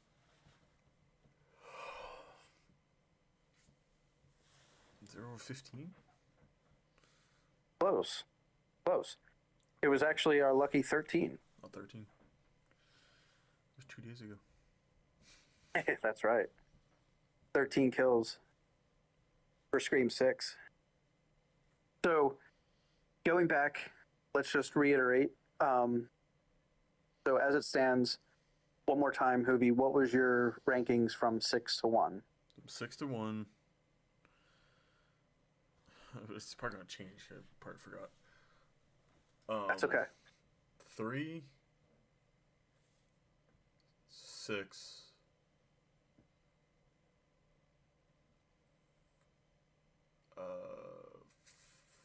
5,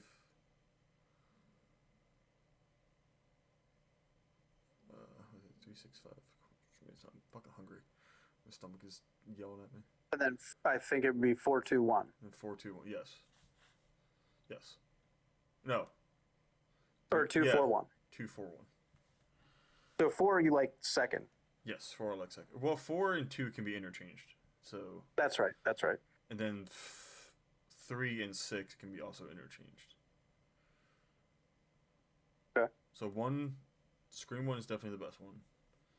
Yes. And then Yes. That one we both have the shared ranking on that. Middle for I me knew that the would be first one was 5. going to be the same. Yeah, the most middle for me would be 5.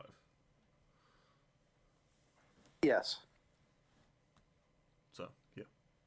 Yeah, 5. So 6, I have my least favorite 5. Number 5 is Scream 4. Number 4 is Scream 3. Number 3, Scream 2. Number 2, Scream 6. And number 1, Scream. Scream. Scream. You said a lot of Scream. Not to be confused with 2022's Scream. Yeah, no. We got Scream and then we got Scream. Because Scream, technically and then we have Scream it again. isn't Scream 5, it's just Scream. 5 Cream. I do like how they tried to do that and people ran with it. Like there was 5 there Scree 4M. Yeah. 5 Cream. And then Scream 6 was like, you know what, we're just gonna do Roman. Yeah, You guys are fuck it, gross. Scream 6. And Scream 7 is like, fuck it, Scream 7. I remember the 3 in Scream 3, the 3 was the E. Yeah. So it was Scree 3M. Yeah. And Scream 4 was Scream 4. Scree 4. But yeah. Yeah, 1 through 6. Yeah, this whole fucking 3 hours. Jesus With the Christ. 7th one on the way. Yeah. Which we might touch later. We have to watch it first, obviously. So the last question I have for you. Don't say it. Okay. What Ghostface Oh, okay. has the most kills? Ghostface. If you could guess. If you could guess what Ghostface has the most kills and what Ghostface has the What do you mean by the most, like, which ghost, like, which killer? So throughout the franchise. Okay, so of all the different, how, like, there's 2 Of all the- Ghostface yeah, and 2, of- okay. Yeah, out of all the Ghostface, which one do you think has the most kills and which one do you think has the least? The least, I think, would be Nancy. Right? Close.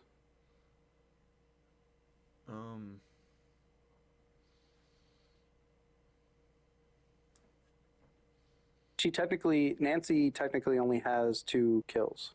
Yeah. She's the one that has 1. Randy and Mickey. Oh. Who only has 1?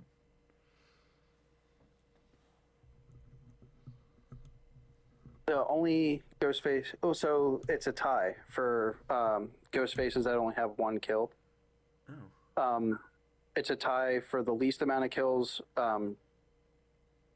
Is Quinn, the daughter from 6. No.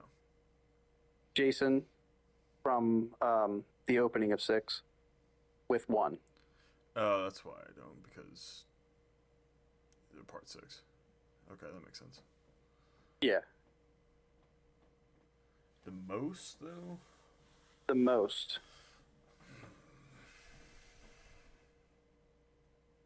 And I guess I'll give you another hint because this is another one where tied for the most. There's only 2 that are tied for the most. Is Richie one? No. No? Fuck.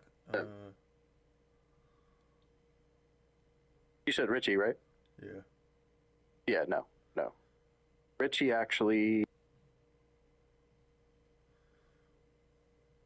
I honestly don't know.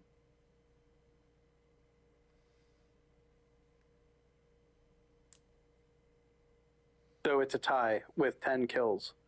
Number one, it's Mickey, Oh, okay. and he is tied with Oh. Roman. Yeah. Oh, yeah. I guess. Yeah. Yeah. I guess I should have fucking seen that coming. Because Roman's doing it. Oh, right. Yeah, the fucking brother. That's why I put 3 as last. Pretty much. That's fair. Mickey makes sense too because he did most of the killing. Because Nancy was, she only did 2 kills. Okay, that makes sense. Yeah. Yeah, she only killed Randy and Mickey. Yeah, that makes sense. And then what's funny is there's only another tie. One other tie as far as like most kills. Third and fourth, you wouldn't be wrong, would be Charlie. Charlie and Detective Wayne from 6. Okay. Charlie from 4. Yeah. They are both tied with 7 kills. Oh, okay. Sydney. Sydney, on the other hand, she's got Sydney's body count. Okay, as of now, as of right now, before Scream 7, Sydney's body count is 6. Damn. She has one more kill than her murderous cousin, Jill. Jill only had 5 kills. And the only ones to do everything equally, I mean, you can't fuck with the original. Stu and Billy both equally had 4 kills. Yeah, Stu and Billy's kills were, yes, they had less, but they're a lot more memorable. Oh, Richie only had 3 kills. He was tied with Amber, so I guess they both did everything equally. Yeah, but they're a lot more memorable. Yeah.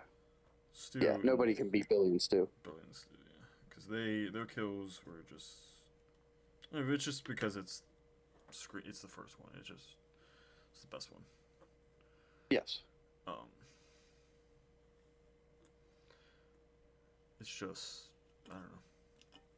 I don't know how to explain it. These movies, if I watched them when I was younger, I probably would have liked them. Mhm. Again, I didn't get into horror movies till late in my life. I sound like I'm fucking 40. I'm only 28. As a young man, I don't recall. Only born in 97. But, yeah. These movies, when I first watched them, I loved them. Not the same effect it has with Friday the 13th, but it was up there.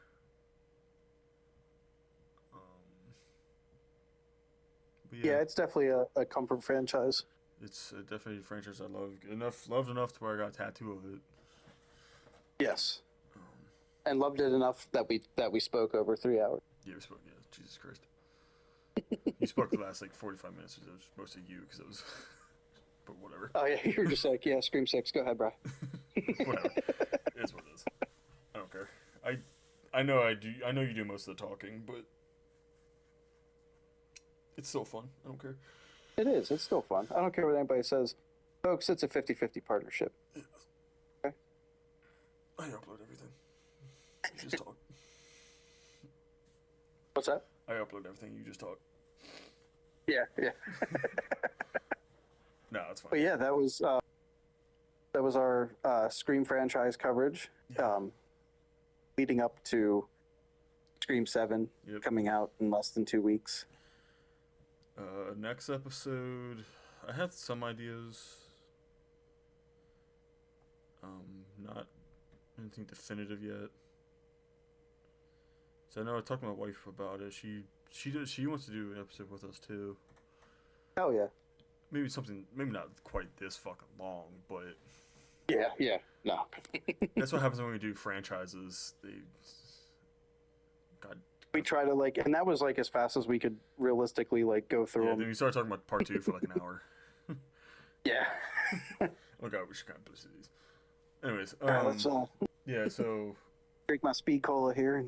Yeah, she's like, well, I said something about, because she watches horror movies, she does, but she mostly watches demonic stuff, which is what she likes. I was gonna say she's not a real fan of slasher genre. Yeah, she's not like me, but I told her if she wants to do it, we can talk about our favorite genres of stuff and like why we're drawn to each one. So that should be fun. I'm not sure if we're doing that next or what, but Yeah, no, whatever you want to do, whatever. or it doesn't even I have know to that be. we're gonna feature Caroline. I know you said we were gonna have Austin on a future Yeah, episode. Austin. Our buddy Basil said he'll be interested. Yeah, yes. Um, Again, we're not always going to be talking Sir about. Basil. Yeah, how do you forget Basil? Um, we're not always going to talk about movies too. We can talk about other stuff. So Yeah. it doesn't have to be about horror. Because I know No. eventually I do want to do an episode about music. Because I think Yeah, music and games. Yeah, I'll be a lot more talkative during the music one because I listen to a lot of fucking music. That is very true. I do want to talk about Ice on Kills. Yes. Because that's a given. It kind of goes hand in hand. It really does. But yeah. That's actually a pretty damn good idea. We can do that next if you want. I'm down for whatever, man. I don't see why not. Couple weeks. That's easy. I don't have to. I'm always down. I'm always like leading up to this episode too. I was just like, oh my god, this is so much fun. Yeah, we're still going to movies, but we just have to. So that's prep work when we talk about games or stuff like that. Yeah, and we do. We genuinely like try our best to like let you people know, like listening, like what's gonna come next. Yeah. And yeah, just stay tuned and keep an eye out on our Facebook page. And I actually just shared our stuff on TikTok this morning. You did. Oh, nice. See if that reaches a farther, wider range of audiences. But for you folks that follow us on YouTube and on Spotify, I think the last time I checked, we had like 165 subscribers. Yeah, we appreciate you guys. Even if you don't subscribe and you take the time to, I mean, you could literally be doing anything else, but we appreciate you guys doing whatever you're doing and involving us and giving us a listen. And hopefully we help in some way or another, like whether pass the time or. If you don't agree with our list, then fuck you. No, I'm just kidding. No. The coldest ending to an episode. Like, all right, guys, everybody, we hope you enjoyed this, and fuck the rest of you. No, I'm just kidding. Yeah, let us know. Yeah, for sure. Like, drop us a comment on YouTube, hit us up on social media. But yeah, I think this was a very good episode. It was definitely one that we forward to. I mean, we look forward to them all. Let's be honest. Yeah. That was so fun. Yeah, I know how I said earlier, one's going to be so good, but then I was like, to be fair, they're all good. Yeah, they are good. I mean, again, we do have a list of them, but honestly, we love them all. Yeah. I mean, shit, we wouldn't be talking about this stuff if we didn't. Yeah. But yeah, this would be our 22nd episode. Yeah. So yeah, thank you for sticking with us for 22 wonderful episodes, going on almost 3 years now. Yeah, we did take a break for about a year and a half, but I mean, we talked about that for our last episode. Yeah. Some life stuff happened. Yeah, sometimes life happens, and yeah, but pretty big. Yeah, can't wait for the next one, and yeah, this was I Know What You Watched Last Friday. I'm Brian. I'm John. And we hope you guys have a good one. See you.